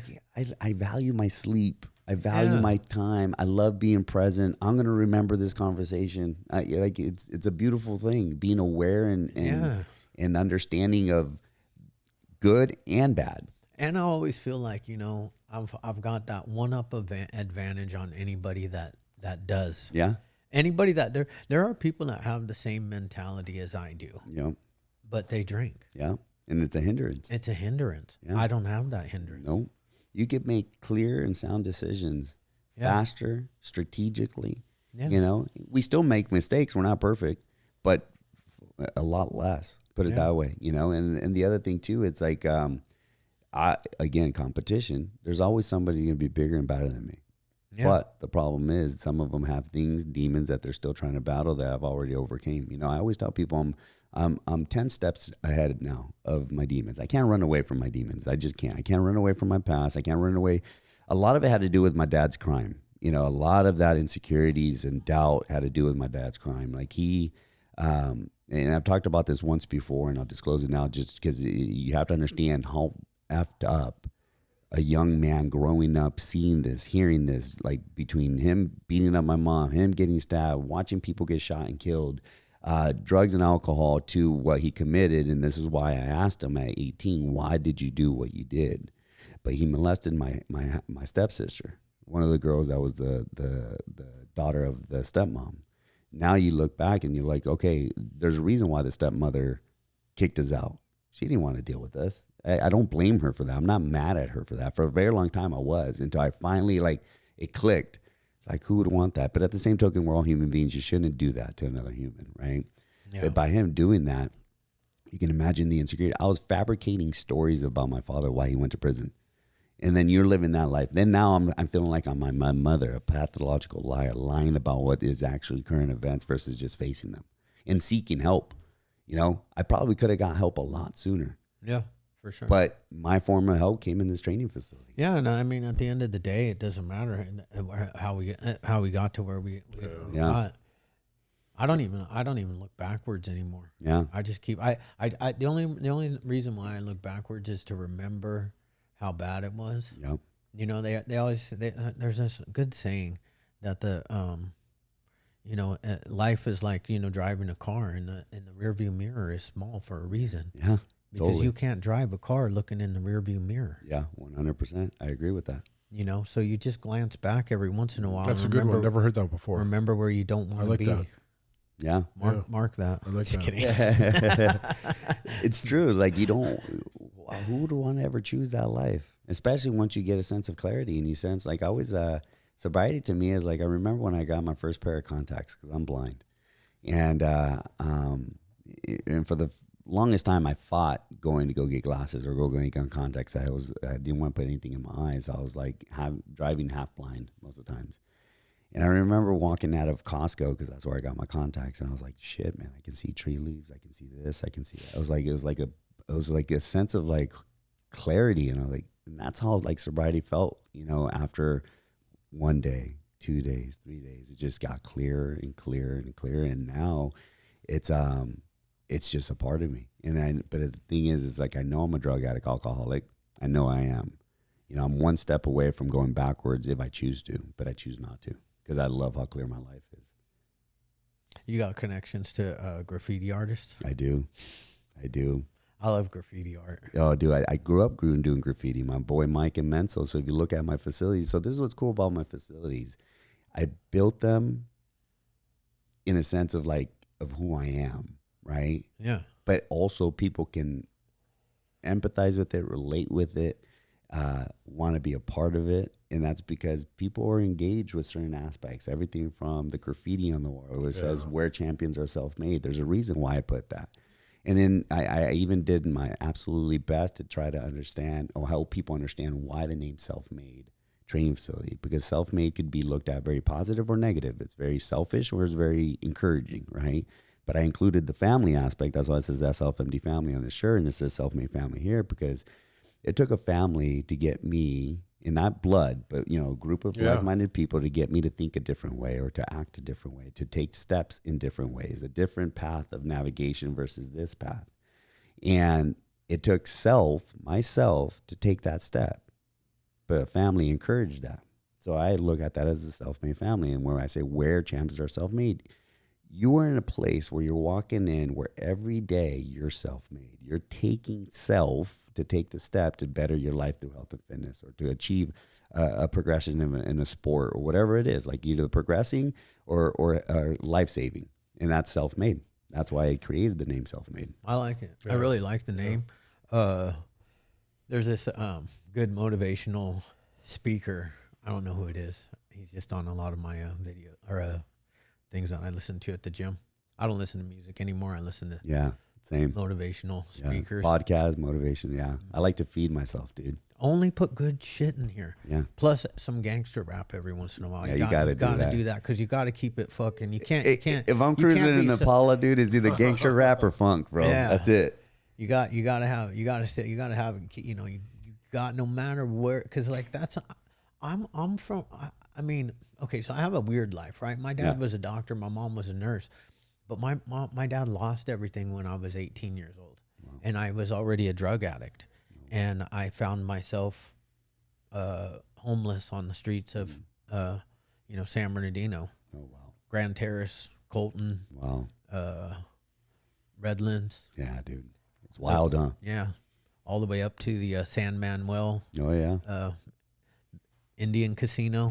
So I spent many nights there because I had nowhere to go. Yep. But I had a $20 bill on me. Yep. And I get there about 2 a.m., and stay there until about 5 a.m. when I could get back out on the road. Yep. Just play some fucking slots. Ding, ding. Yeah. Just try to stay safe. Because I was like one of those guys, man. I had a piece of shit car. I was in a stolen car, and it was like, man, I looked. Yeah. I wasn't smart. What was your drug of choice? Meth. Yeah. Meth is a fucking dude. I got so lucky I get crippled to meth because that was the first drug I ever tried. Yeah. I was an overweight kid. One of the homies was like, hey, this will help you lose some weight, And like I tried it. I was doing push-ups and sit-ups all night, and I was a hopeless romantic, so writing a bunch of poems and shit. My pen pal letters going out. And I was like, dude. Similar story. I was a chubby kid. Yeah. 8th grade. I smoked weed, and that shit would give me the munchies. Yeah, I'd be fucking sitting in the kitchen just eating chips and fucking ice cream and whatever. Mama Celeste pizzas. Yeah. And then one day I went to go pick up some weed from my guy, and he was out. Yeah. And I was bummed. I was like, damn. He's like, but I got some speed. Yeah. And he didn't tell me it was gonna make me lose weight but I snorted a line, and it was like, I snorted it for the first time. I was like, this is it. Yeah. This is what has been missing from my life. I was 13 years old. Yeah. And I went from being a chubby kid to a skinny kid. Yeah. In 3 months, I was, girls started looking at me different. Yep. And abs popping. Abs popping. Yeah. And that's the thing, is it gives you this facade, and that's how exactly, dude, you're just like, it brings back so many memories of exactly that same feeling. Yeah. And then it just progressed, because by the time I was, I left this private school, and in high school, I went to Redlands High School, and, we had the doctor's kids, and we had the kids from the other side of the train tracks that were gang members. Yep. And we all came together in one school. Yep.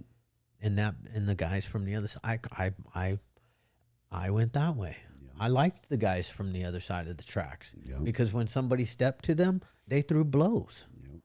And I was like, this is great. Mm-hmm. And on top of that, they had fucking rocks in their pocket already for sale. Yep. 8th grade, 9th grade. Yep. Dude, I was going to school with a revolver, 8th grade. Wow. Yeah, I was going to school with a revolver. And I'm so blessed I never got caught. For some reason, something, like, God always kept me like in this slightly gray area, I guess you would say, like just enough to like, but it was one step that way and I would have been screwed. Yeah. I would have been screwed, man. It would have been a horrible thing. It would have definitely, I want to say hindered my full ability that I have now, because there's some people that have made amazing things after big major blows like that. But who's to say, Yeah. You just don't know. But luckily I ended up on this path in this way. I think you would have made it no matter what. Yeah, totally. I agree. I wouldn't disagree. I just have this mindset, dude. Yeah. This weird thing. You hustled from a young age. Yeah. I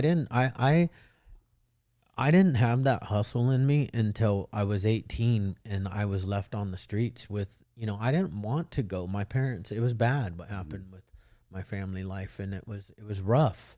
And I didn't want to leave my area. I was just a kid still. Yeah. And my friends were all right there, but I was an adult. Yeah.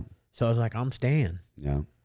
So I created me a Chad's Lawn Service. I went down to Kinko, made a flyer, went around, posted it everywhere. Yeah. I didn't even have like a place to stay or anything. Or a lawnmower. Or you figured it out though. It's true. I didn't have a lawnmower.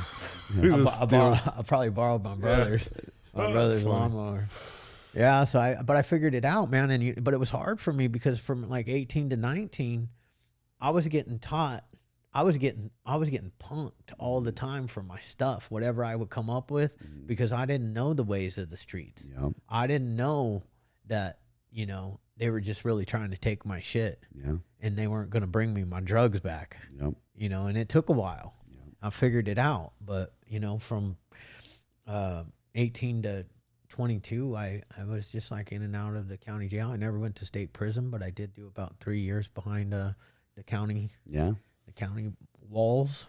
See, luckily I did county time at a later time in my life. I did it in my 20s versus my teenage years. And that was a good enough wake-up call. Then right after that, again, God placed another person in my life to mentor me indirectly and got me into real estate. It was like literally, I wasn't supposed to be here, dude. Period. Yeah. And it's wild to see that. Yeah. I mean, and it's like, just grateful, man. I'm actually grateful for everything that happened. Yeah. That I learned this stuff. And well, let me ask you: would you take any of it back? No, same. No, because like most of us don't. I learned how at 18 years old. I learned how to work 24 hours a day, 7 days a week, because I didn't have that was my option. Yep. I had to get my drugs. Yep. I had to try to find a place to sleep. And it, when I actually got clean and sober, and somebody was like, "Oh, you just have to work, a 40-hour-a-week job," I was like, "What's that?" What's that? Yeah. And I did it, so I went and got a job, and like every time I got a job, it was like within 3 months I was like running the place. Yeah. Or I went and became a fitness trainer. I went to ISSA. I was an ISSA certified fitness trainer, trained by Tom Platts. Oh shit! No way. Yeah, that's fucking awesome. It was badass. That's awesome, dude. You know Tom Platts? Yeah. Oh yeah. All right. Yeah. I don't know who Tom is. He's an icon, bro. Legend right there, dude. No he's probably. You ever scroll through your reels? He's on your motivational reels. He's like viral right now. Really? Yeah. Tom Platts is legit. He's an older. He's like from the Arnold era. I think he's younger than Arnold. Like he's in the 70s, 80s for sure. But he was the king of legs. Yeah. Nobody quads, bro. Oh, nobody had legs better than him. Yeah. Squat to the floor. And not just quads in the sense of mass. You're talking shredded quads. Dude. Yeah. Like you can see striations and just the dude's legit. Yeah. That's pretty cool, dude. It was 1998 when I went through, and the whole course was in Santa Monica, and of course then he took us over to Gold's Gym in Santa Monica where all the pros used to train, and then he would show us. He not only taught us on paper, he took us and showed us the physical aspect and why it's important. Like I didn't know about like doing negatives, So he's like got this guy on the leg curl machine for the hams, and he's like, okay, so now I'm gonna pull it back, and this guy, I mean, it was like, oh, that stuff makes sense. Yeah, it does. Yeah. Muscle fibers like that, man. You and this is why you get the physiques you get. Health and fitness, bodybuilding, all that stuff, man. If you utilize that properly, it's a good way to develop a good career. I also believe that, if you are in shape, if you have the mindset to be able to get up in the morning and go to the gym and work out while everybody else is sleeping, you also have another advantage over everybody else that's still sleeping. It's crazy. Like one thing about working with so many fitness influencers, entrepreneurs, vendors, and people in that aspect, and you see why they're successful, and they've taken that principle and applied it to business. I always tell, like, imagine this, right? Like bodybuilding, for an example. I tell every bodybuilder, you can become, especially if they're good bodybuilders, and their physique obviously is the proof of how good of a bodybuilder they are, or athletic, or influencer, or whatever. You take that type of principle and you apply it to business, you'll be a millionaire. And the reason I say that is, like, look, what does it take? Like, example, abs. We know it's difficult to get abs either. Sometimes you do have a genetical advantage, but it's still, you still have to maintain them and keep them. But let's say you don't have any abs and you want to get abs, and you know it's going to take you anywhere from 6 months to a year to develop a good set of abs. And what did it take to get there, right? It took the discipline, the water, the consistent training, the water, the nutrition, the supplementation, the ability to believe in yourself, because you're not seeing the success overnight. Yeah, it's a period of time, and then once you get your abs, right, you can lose them just as quick as you got them. I was quicker. Yeah. I was gonna tell you that I have a great set of abs. You just can't see. You can't see them. No, mine are like, they're covered by a layer of fat. Mine right now are like in that transition because I just got hurt. Actually, I had some bad news the other day, which was another like fucking mind-blowing thing, dude. I was on pins and needles for like 2.5 months. Yeah, so I ended up so I compete in jiu-jitsu, and I've been super active. I'm an IFBB pro. I'm an elite power lifter. I got my elite numbers at 181 weight class. I was doing 600 deadlift, 547 squat, and a 405 bench. All records too, like on paper, at competitions. I'm 180 and I'm not even squatting 300 right now. Yeah, that was like 6-7 years ago. Now I don't even squat. So, but I've been, in other words, active. I snowboard. I go to the lake. I do a lot of things. Now I'm competitively doing jiu-jitsu, and I've lost sensation on my right arm, my two fingers, my index finger, my thumb, and my elbow. I thought it was because of my tendonous elbow or maybe a pinched nerve. So I was getting massaged. But I was getting muscle atrophy. I was actually losing a lot of muscle in this arm about 2 months ago. And so I finally got hurt rolling. I did a micro tear on my hamstring. So it gave me a little bit more time because I have a set schedule. Like my calendar is my manual. I follow it to the T. And so Mondays, Wednesdays, and Fridays, I roll. And since I got hurt, I couldn't go back and roll Mondays, Fridays. So I was like, I'm going to go get an MRI done. I figure out what's going on because this ain't going away. I went and got an MRI done, and they had spinal stenosis. Came back the results, and they came back so aggressive that they did a neurosurgeon appointment. Like they didn't want me to wait 2-3 months. They're like, you got to get it done this week or sooner because it looks like your bone is going into the disc is going into your main spinal cord. Yeah, and it can paralyze me from the neck down. Yeah, and I didn't put anything on social media. I didn't put anything out. I was like, fuck. For the first time, I was like, holy.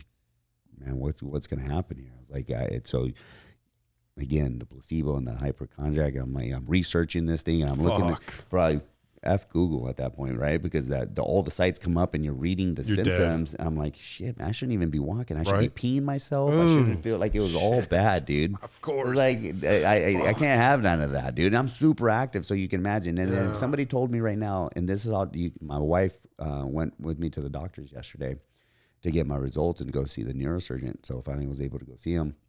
And she saw how bad this affected me emotionally. Like if you tell me I can't roll, that's like my stress reliever. Bodybuilding to me now, it's a part of my life. So it's not like I get the stress out of my body lifting. It's just maintaining at this point. But jiu-jitsu, it's like you're reading somebody's energy. You're like, it's a chess game. Like you don't know what they're going to do. So that challenge of the brain and the physical body, and at the end you're shaking hands even though you just try to kill them. It's pretty great. Like it's weird to say that, but it's like very, very therapeutic for me. And I need that in my life. So I haven't been rolling for about 2.5 months now. And I was like mentally not stable. I was like losing my stuff, but yet still being able to be present. Went to the doctors yesterday. I went to go see actually the PT, a physical therapist, 2 days prior to go seeing the neurosurgeon because they wanted me to go see him. And this guy's telling me, is like, you get rear-ended right now, you're going to be paralyzed. I was like, holy shit. So, and this guy, why'd you just tell me this, bro? And I'm telling my wife, I was like, I don't know if I can function properly, knowing that I can't do the things that I love. And I even went to my old one of my old OG trainers. His name's Sean. I was like, yo, bro, I might have to get back into bodybuilding. You know, I need something to compete in. I need competition in my life. And so we were telling him the situation. Went to go see the neurosurgeon. Neurosurgeon shows up, reads my MRI. I was like, you know what? I was like, you're gonna be okay. I was like, what they took, because I explained what the other guys told me and what the main doctor told me, and then what the PT guy told me. I was like, look, it's there, but now you need to shift your mindset. Maybe not as competitive. Maybe you can still go flow, but don't compete just yet. Give it some time, see what happens, and then let's get another MRI. But having that come up, everything in your head is going sideways. But still, you have that mind a little bit in your head, like, fuck if we... Dude, like every movement, everything was weird for the next 2 days. So you again, humbles you a little bit. Should give him Dr. Voss's number, though. Really should. Yeah. I got a guy for you. Okay. He'll work that out. Okay, perfect, dude. Because right now I still have very limited feeling in my index finger and my thumb. Yeah, this guy fixes me all the time. I got to go see him again, but like I hadn't been able to. I could squat, and I was forcing myself to squat, and then I couldn't barely walk upstairs for like the next day because my freaking knees one of them would be hurting so bad it would I'd have to hold the rail going up the stairs at my house. Literally, not even kidding you. But then it would go, and I'd have to put a little bit of time, and then I could heavy squat again. Yeah. And I was telling him this, and he was like, "Yeah, well, it's probably, And he starts just working on my leg, and then he's working on my quad, and it was all right. And then he's like, and then he gets down to my fucking calves, and he's like, "Oh, here it is," and he's just like, I was just knotted inside of my calves, and it was causing my knees to, after I'd squat, to just friction. Yeah. Friction. Yep. And I 4 sessions later, I've been heavy squatting for like 2 months straight. Yeah. And now I'm having a little bit of knee pain again, and I need to go back and see him. I need to see him more consistently. Yeah. But I was just going in I had extended my elbow in a basketball game. Okay. And I was like, my knees are hurting as I'm squatting. And he's like, oh, let me work on them. Bam. Dude, share that number. Yeah, for sure. He's great. And I would tell him what you have. He's like, he's not a medical doctor. He's a chiropractor, but he's a sports medicine guy that worked for the Lakers for awesome. And that was my neurosurgeon. I was very blessed again to have that neurosurgeon show up versus, I even told my wife, if the doctor's fat as fuck and trying to tell me what to do, I'm on second, third opinion until I get to the doctor. He was physically fit. He came in, he works with a bunch of athletes, and he was like, dude, I see this all the time, so you're good. But just again, you have to be more aware. The more you do this as you age, you just have a highly likely of definitely getting injured. But keep in mind, what are you willing? He even said, because I wanted to get the rest of my back MRI just to be aware of what's going on with my body. And he says, well, what's it going to do for you? I was like, what do you mean? I was like, what's it going to change? I was like, nothing. It'll just make me aware. I was like, all right, good answer. Because if he was going to say, like, this can also mess with you mentally, knowing that you do have a situation, are you going to be more cautious? Are you going to be this?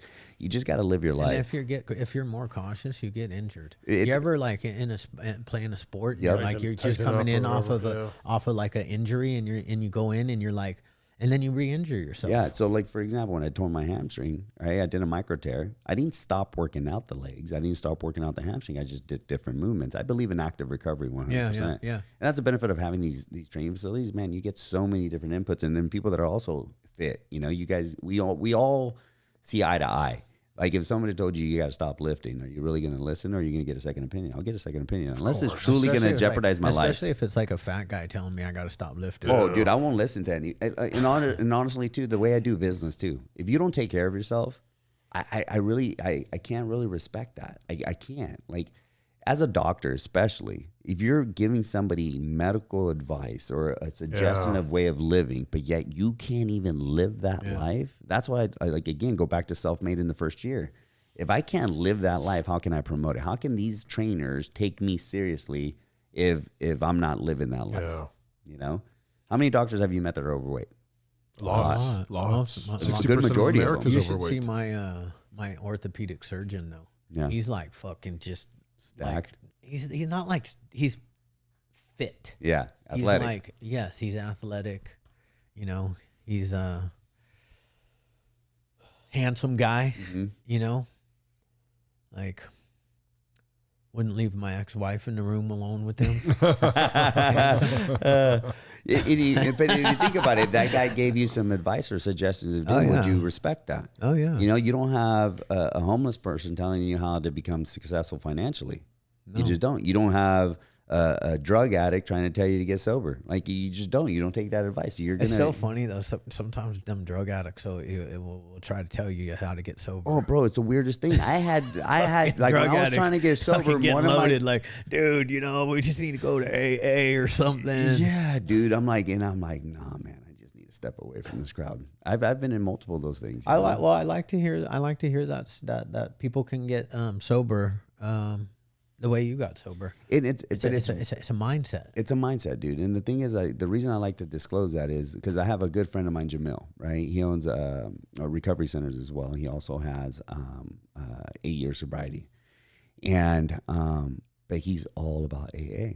And I get that. You know, he's tried to get me to go. He's tried to get me to read the book. And for me personally... Jamil's not a black guy, is he? Jamil's not a black guy in Santa Monica, is he? No. I got a buddy who's about same sobriety. Thing, yeah. And he actually owns my Orange location and my Corona location. Oh, nice. He bought a franchise because of my sobriety. Oh, nice. Yeah, he saw my YouTube video of me disclosing my first year of sobriety, and he bought a franchise. And 8 years later, he's still been with them. How many franchises do you have in Orange County? 4. 4? Yeah, so we have Costa Mesa, Orange, Rancho Santa Margarita, and then Huntington Beach is going to get built out here pretty soon. So the Costa Mesa one is a red indoor, right? Joey Swall goes there. Yeah, Joey Swall goes in there. Joey Swall is there. Yeah. You got all the big Mike lifters. Rashid goes there. Yeah, like, Mike Rashid. So I was trying to get a hold. I used to lift with Joey. He went to Newport for a little while. We want to get these guys. Dude, so I can get Joey. Dude, have you heard his story? Yeah, it's crazy. Dude, you see the bed post that he did? How fucking awesome is that to overcome opiates and stuff like that, dude? Yeah. And then still getting... This guy is fucking huge. Huge. I know. We put him up on the screen one day. Did Joey we? Yeah. Swall. Oh, that's right. Yeah, I'll let him know. Rashid, that guy too. He's fucking strong. He's an awesome dude as well. He's strong. Very smart. Intelligent man. Yeah. All these people that were around is we're very fortunate and very blessed and very thankful to have these guys because it's one, I've never paid an influencer to come to our facilities. They love to come to our facilities. They promote and support our facilities. Like Jonathan, you know, like those guys before they moved to Texas, they were at the Costa Mesa location. And I'm just thinking, do we work out there now? Do we come to Self-Made with them tomorrow? And why would I not work out in my own gym? I'm joking. Yeah, it's one of those things where I love this guy. Yeah. I got to promote myself too. I agree. Yeah, totally, bro. But you know, maybe off air, we can. I mean, maybe there's business opportunities for you and I. 100%, bro. We gotta think about it. Like, this is bigger than I at this point. Yeah, like it has nothing to do with me to a certain degree, but it can relate and help so many people. So why not? Yeah. And I'm focused, instead of going after memberships, I'm focused on educating, promoting successful individuals in this space. You know what would be really dope is to open up a rehab center that focused on that. Yeah. Yeah. You know, we'd still have to have group therapy and 100%. Individual therapy because we still have to build their insurance. Yeah. But we can incorporate all these other mindset and fitness, dude, and entrepreneurial stuff. Think about it. You get somebody, and especially they pay extra for that. Dude, it would be game changer. Yeah, game changer. Because you think about it, if like with our backgrounds, right, where we come from, in a sense, none of this was ever taught to us. So you slip into the drugs and alcohol, you slip into the gang life, you slip into all the stuff, and you get stuck there at times. And when you do decide to get sober, right, you have no formal education, or you do have education, but maybe it's not in the entrepreneurship aspect. And some people, if they have the ability to get sober, they'll have the ability to be successful entrepreneurs. It's the same basic fundamentals. That's what happened to me. Yeah, fitness is the only reason why I'm sober. Dude, same. It wasn't. I have beautiful kids. I have a good career. I was making good money. It wasn't that fulfilled me, you know. It was the health and fitness aspect of it, like personal training and helping people and running facilities and seeing these young individuals and even some older cats truly thrive when they were being so beat up by these big commercial gyms financially that they had no other option. They had no other way. And now they do, and now they're making 6 figures plus. I got one trainer in my Temecula location, dude, and my Orange location, a couple locations, making over $500,000 a year. Yeah. With 3 trainers underneath them. Nice. Crushing it. Yeah.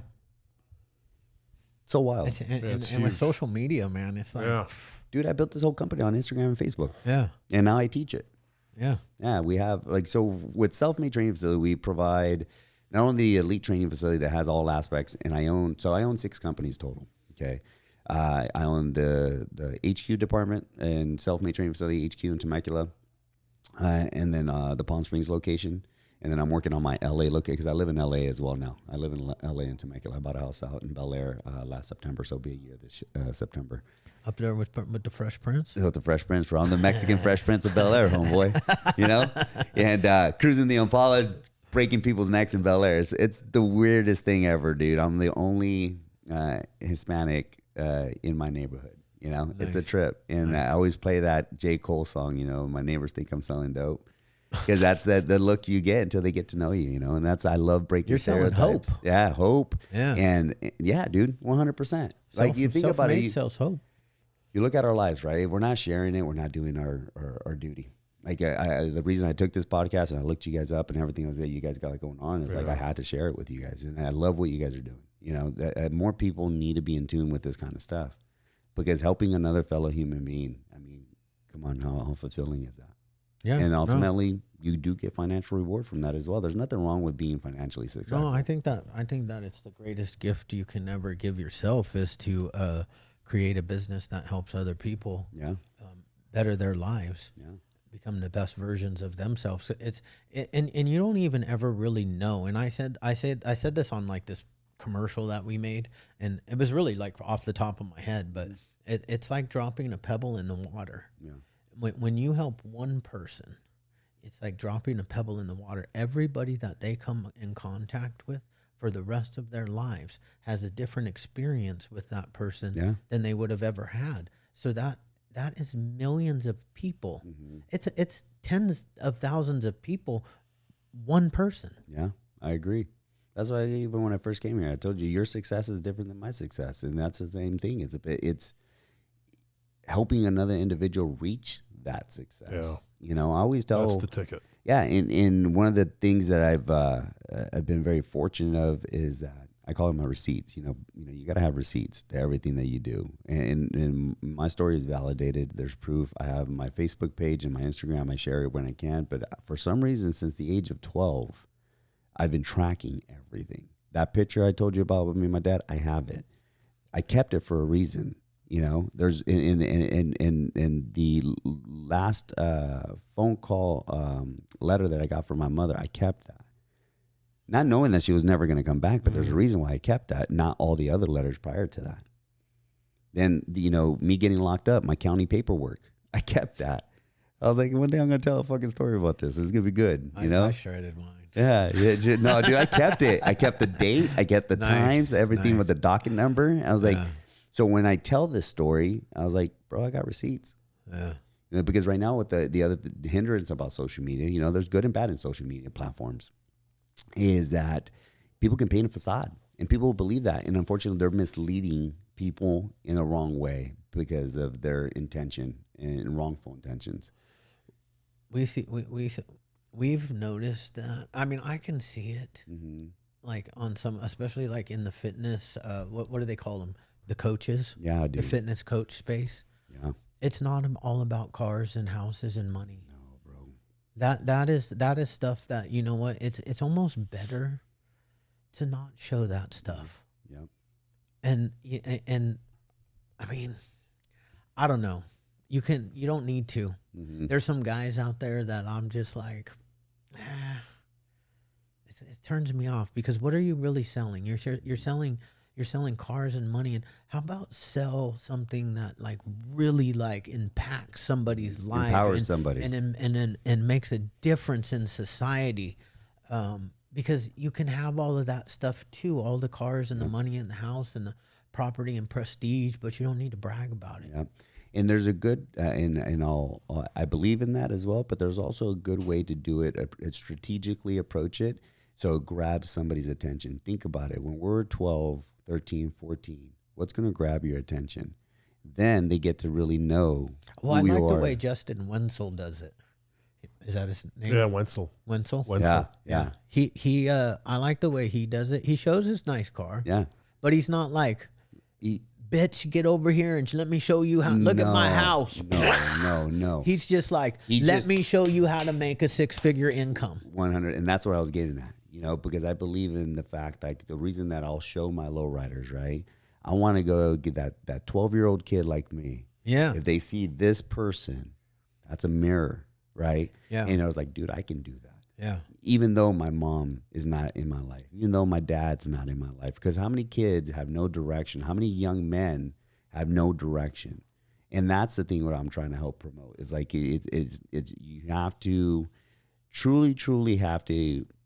It's strategic. It's the reason I do that is I'm going to grab your attention, or even the young adult, right? After bankruptcy, how many people went through bankruptcy from 2006 to 2009, 2010? Everybody was foreclosing, losing their homes left and right.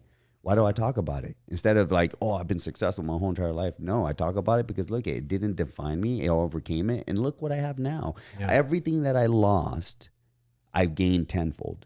Yeah. Everything. Even losing my marriage. Now I look at my marriage now. It's like, wow, things can get better. You just have to go through the pain. You have to go through the struggle and really help. You have to go through it. Foot on the gas and go through it. Yeah, you don't get stuck in it. That's a victim. I could easily blame my future unsuccessful life on my bankruptcy. I could have blamed the government for me closing down all my locations or bankrupting my locations. Instead, I fought it and went through the pain and the trouble with the unknown. You got to work off of faith because you don't know what the outcome's going to be. But as long as you know that you're in the right, you're going forward. Yes, I agree. I agree. And sometimes there's adjustments that you may have to make that you may not like, and sometimes you just have to look. There's always a solution to a problem. Yeah. There's always a way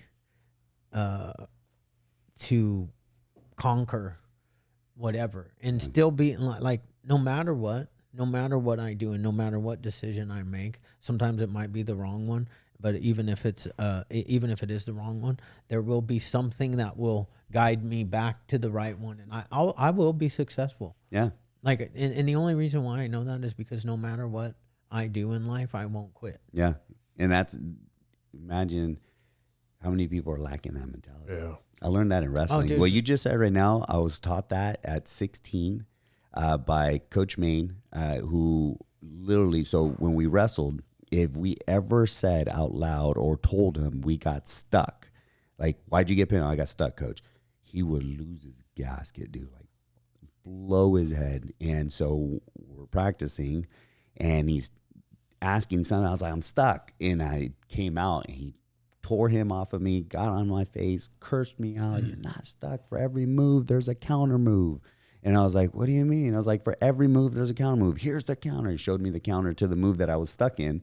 And I was like, all right. And then we keep wrestling. And after practice, and this is almost in tears, I'm like getting annihilated by my coach in front of everybody. And I don't have no dad really that even spoke to me like that. So he literally caught my attention.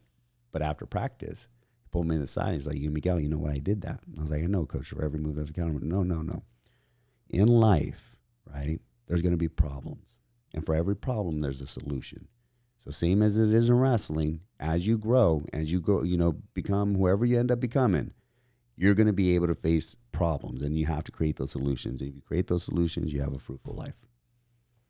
See, he's self-aware. I'm not that self-aware. I can't remember the name. Well, I do. Doug Dick was the name of one of my coaches. But I don't remember coaches like, he has some good memories. Dude, it's been like that since I was 12. With his mentorships and stuff like that. So he's remembering the good stuff. Yeah, you're also really good at telling your story. Yeah. I have actually lost I've lost the years from like 13 to 22 because I stopped telling that story. Yeah. Because I have gone so far in my life since then. Because at 22, a judge told me, you're either going to prison for 3 years or you're going to a rehab for 365 days. And it was the best thing that ever happened in my life. Yeah. Not that it's been perfect since then, but I decided that I didn't want to go to prison, and I took the rehab, and the people at the rehab showed me a different way to live. Yeah. And I immediately, so actually rewind. I was in jail doing a 90-day term. I mean, little 90-day. Yeah, that's what I got. And I had this fucking cellie. We were 2-man cells, and he was facing a murder charge. He was in my cell with me, and he was facing a murder charge. And he was younger than me, but the dude fucking worked out. I never worked out in my life. I was like 19 years old, and he got me working out. And I could do like 2 push-ups when I started.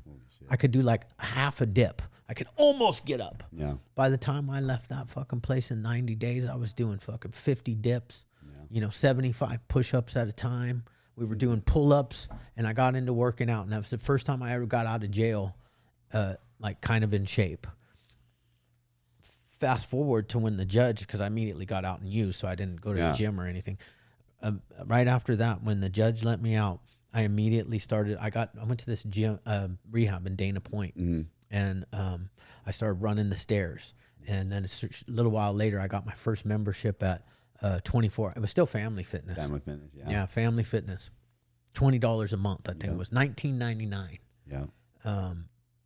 And I got that, and I started working out, and I didn't, there was no internet back then or anything. So all I could do was either buy a bodybuilding magazine or follow the guy who was working out that I thought was buff. Yep. And what I did is I wouldn't like let him know I was doing that. I did the same thing. You did? So bro, I couldn't afford the magazine. Yeah. So what did you do? You just follow the people at Valley Total Fitness. I just, dude, that dude stacked. That's how I met the chiropractor and because he was a stacked dude. But then he was also a bad influence because he was doing speed every weekend, Yeah, what a trip. So that's how I learned how to work out. Yeah. And then, but then I really learned how to work out because as that happened, I decided I wanted to be a fitness trainer. Yeah. And then, I went to the fitness school. And a lot of things changed after I became ISSA certified. Yeah. I stopped bouncing stuff off my chest. I do a strategic approach to lifting, like actual knowing what you're doing. Yeah. That's one thing I was always complimented for. Some you probably understand is like,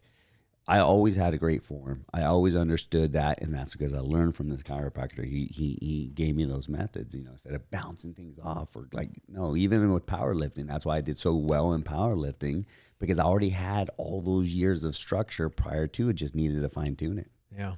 Yeah. What a trip. Yeah. There's the reason I'm so every time I speak about this stuff, it's still so vivid, like it just happened yesterday. So it hasn't left. And then there's a protection in my brain.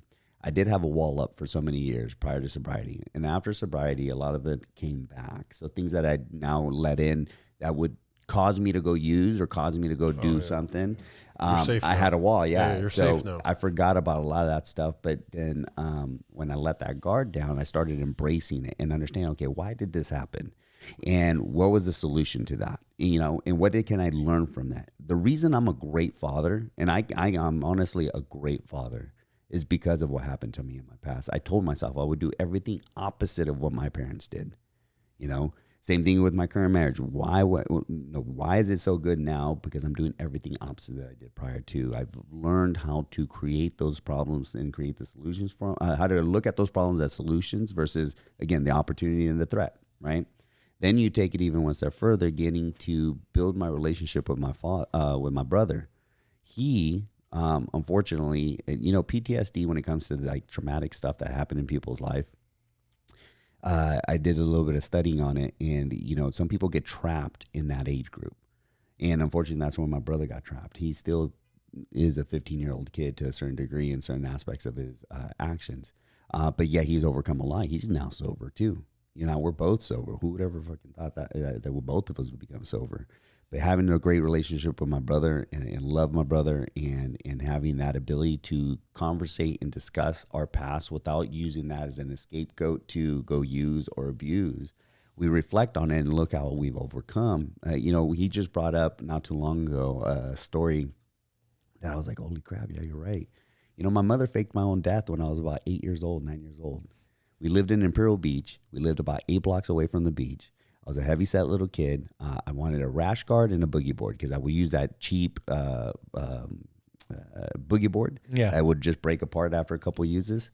I would go to the beach because my dad would get drunk. We would go to the beach all day and then walk back home. And I would get these rashes around my nipples, like actual scabs around my boobs. And I had man boobs at the time because I was super overweight. So all I ever wanted was a boogie board and a rash guard. And she would never get it for me. My dad would never get it for me. But one day I come home from school and she was like, hey, mijo, in Spanish, I need you to sleep in the closet tonight. I'm like, but why? And she was like, oh, there's going to be people coming over, but I just need you to stay in the closet. Don't come out no matter what. And you can come out in the morning. I was like, so when it's time to go to bed and you're going to have a bed made in the closet and we're going to close it and leave it slightly cracked, so don't be scared, but you need you to sleep in the closet. And I was like, no, I'm not. I'm 8 years old, 9 years old. I'm like, hell no. I was crying already, scared. I was like, it's going to be dark, And I was like, no. And then she was like, all right, Miguel, I'll get you a boogie board and a rash guard. I was like, all right, cool, where I got to sleep. Automatically it changed. I was like, I wanted it so bad. And so that night, she puts me in bed, cracks the closet as exactly she said, and she closes the door. When then I fall asleep, and I get woken up by the doorbell rings. And the doorbells keep coming, then knocking, and you can hear it. And then I can hear now people conversating. Then I hear people crying, and then I'm like, what's going on? Putting my head against the wall to try to figure out. So I finally got the nerve to crack the door open and then just slightly see who's out there. And I saw aunts, uncles. My brother was even crying. My sister was also crying. So she fabricated this story that I got hit by a car and she needed money for the funeral, that we needed assistance. And she was like crying hysterically, Miguelito, Miguelito. That's what she used to call me when I was growing up. And my brother's crying with her. And I'm like, holy shit, am I dead? I was like, what's going on here? So I freak out, go back into the closet, sleep, and wake up the next day like nothing. Come to find out 3 months later, the reason my dad beat the shit out of her was because of that one situation. She faked my own death. My aunts and uncles, the reason why I don't have family is because she broke all those relationships. So when people say, well, you're 16, why don't you just call an aunt or an uncle? None of them wanted to do anything with the Aguilar boys. None of them. So I had no family, given the reason of what my mom did. So me and my brother had that conversation, and then literally automatically was so vivid. I was like, oh shit, I do remember that, And he reminded me of when my mom threw the butcher knife and landed in his calf. I was like, you're right. He beat her up literally the week before, So and that all happened in Imperial Beach. Yeah. Yeah. So so going back to why a lot of the stuff now that I have my guard down and I'm completely, I understand who I am. So I'm good with it. Yeah. And I can talk about these stories and I look back and I was like, holy shit, And if anything, if anybody's hearing, they're going through either similars or worse, because there's people that have worse lives than what we had. There's still an out. There's still a way to better ourselves, make ourselves great. And one thing that I can honestly say that contributes to that is my physical fitness. Yeah. If anybody just worked out every day, what do you think is going to... Same thing with sobriety. I've never met one sober person saying my life got worse after sobriety. I agree. Not one. In 8 years, I've yet to meet that one person. So if you're struggling with that situation or battling insecurities, one, work out and decide to get sober. Yeah. The gym saves me. Every day, every time if I'm sad or down or I'm not usually that, but the gym elevates me all the time. That's why I love jiu-jitsu. Yeah. This is your camera right here. Yeah. I want you to say something to the audience, to our audience, that just something motivational, that will help them improve their lives. Okay.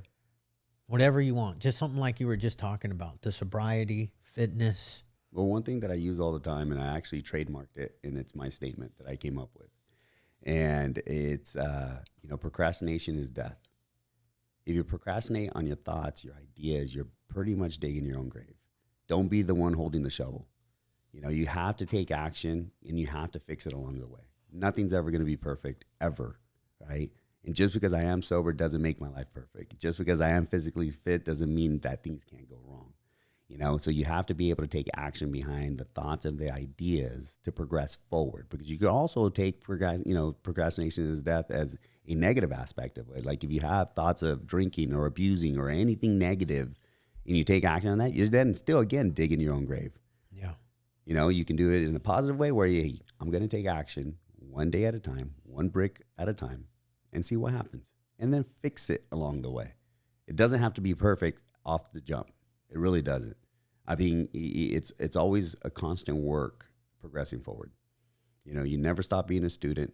You never stop evolving. You never stop really getting to know who you are and what you're about. And we'll all go through chapters. The person I am today, I'm not the same one that I was last year. Yeah. I'm growing. Right. So procrastination is death. I love that. Yeah, I have a that's procrastination one. I'm gonna say my procrastination. It's not as good. It's not as good as his. It's totally different. But I have one. Procrastination is like masturbation. You only fuck yourself in the end. Yes. What do you think? Holy cow. That was a good one, bro. You don't like it? Oh, That was good. Procrastination is like masturbation. Yeah. I can't tell. Truly, you're only fucking yourself. Yeah, you're only Yeah, fucking so- you. If you procrastinate, can't tell. I can't say that to my mom though. why not? Okay. I said it to my mom right You now. just did, yeah. Yeah. My mom too. Yeah. Hey guys. Think about it. It's pretty direct. Yeah, it is direct. I heard that in the Narcotics Anonymous meeting. Yeah. Yeah. That's wild. Yeah. I'm not a crazy 12-stepper though. I'm a whatever works for whoever you are. I love hearing I that. actually don't go to 12-step meetings anymore. Yeah. I don't. And some people need it and some people don't. It just really depends on the individual. I want people to understand there's options. You have a choice. You can either go through the support system because you need that type of people. There's people that need that. Yeah. And that's okay. And there's people that are like me, wired differently, and say, hey, look, there's an on and off switch. You're going to keep that light on or you're going to turn it off. It's up to you. Yeah. Yeah. And they'll tell you in alcohol. I don't want to just calling them out. I don't mean to do that. They'll tell you in the 12-step programs that their switch is broken. I don't believe that either. I don't believe that. You know what I get told all the time by my good friend? And I love him to death. And I challenge him every time. All right. He says I'm a dry drunk. I'm like one step away from drinking again. I was like, why would you say that? Because you're not taking the 12 steps. I was like, look, you have to understand the way my brain works. I'm so aware of myself that if I do go through, because I attended a meeting once and literally it felt like I needed a drink afterwards. Right there and there, I knew that wasn't for me. It was just my personal choice because it felt like... He tells you you're a dry drunk. Yeah, he tells me I'm a dry drunk. And I was like, all right, bro, thank you. I was like, I love you too, bro. But again, that's his perspective because that's how he got sober. Everybody is one bad decision Yeah. away from their next drink or drug. Dude. Everyone, even the people in Alcoholics Anonymous who are spiritually Yeah. gifted. Yeah. Yeah. What's that? The 12th step is we had a spiritual awakening. As a result of these steps, we carry the message to alcohol. I don't fucking remember it. I worked them. I surely don't. I worked them all 12. Yeah, so did I. Having had a spiritual awakening as a result of these steps, we continue to carry this message To alcoholics. who still suffer, something along those lines. It's Yeah, just I not- remember it's- that one. Yeah. It's a little bit wrong, but Yeah. How many years you got? I don't know, 6 or 7 That's awesome, bro. after, relapsing, Yeah. after having 9. 9 And then- relapsing. Yeah. And then I had 2 and then, You relapsed on meth? yeah. Yeah. Yeah. Yeah. It's and the reason I asked is 'cause the same thing, I had 6 months to a year at a time and Yeah. then I'd relapse again. And I was always, it started off, that's why I had to personally stop drinking because that led into the Coke. I never started with just Coke straight, ever. I did. Yeah. I went straight to the needle Yeah. a lot of times. I was an IV meth Wow, user. bro. Yeah, I smoked, the last time I did meth is I smoked it. I was up for 4 days. Just the 10 and 2 where you twist it Yeah. like this. Do you know how to twist it? Oh yeah, bro. He doesn't. Oh, bro. He smoked crack. Like, Dude, they told me it was Coke. And I was like, oh, yeah, I'm already yeah. high on Coke. And we ran out of Coke. And we're like, all right, yeah, let's go. Pop, big old dragon. I was like, oh, yeah, this is dope. this is fucking. You can tell the difference. Euphoric in a matter of seconds, bro. Like, Just like, yeah. let's go. Yeah, you want to go fucking clean something. Fix something. It's so bad, bro. I had friends because I was mostly a fucking bad meth user in like the 90s, right? But I had friends that were like VCR repairmen. Yeah. You know, every time they'd fucking smoke that shit, they'd be fucking taking apart the VCR to fix it. Yep. And I was already, like, again, I was a functioning guy, so my house was always clean, even as a young kid. I've always had OCD. I've always had, even like, dude, I wear black on black everywhere. In my closet, you either think I'm very neat or a serial killer because it's all black, you know? And I just always been that. So imagine that on meth. It's like, holy crap, man. It was like, when it's already clean, like what else do you have to find to clean? Then next thing you know, I'm literally start ironing, dude, fucking crease everything up. Boy, it was all bad, man. To the point where I was in the patio, literally every crevice was cleaned up. Fucking wild, dude. Oh man, this was good, man. Yeah, this was Thanks good. for coming in. No, thank you guys for Appreciate having it, me. I bro. appreciate you guys as well, bro. Yeah. This was a long one. This How was a long good was it? 2.5 hours, I think. 2 hours, 13 minutes. Nice. Yeah. That's one of our long. This This is our longest. This is our longest. Wow, bro. Oh, okay. Just a quick picture, and then well, you'll get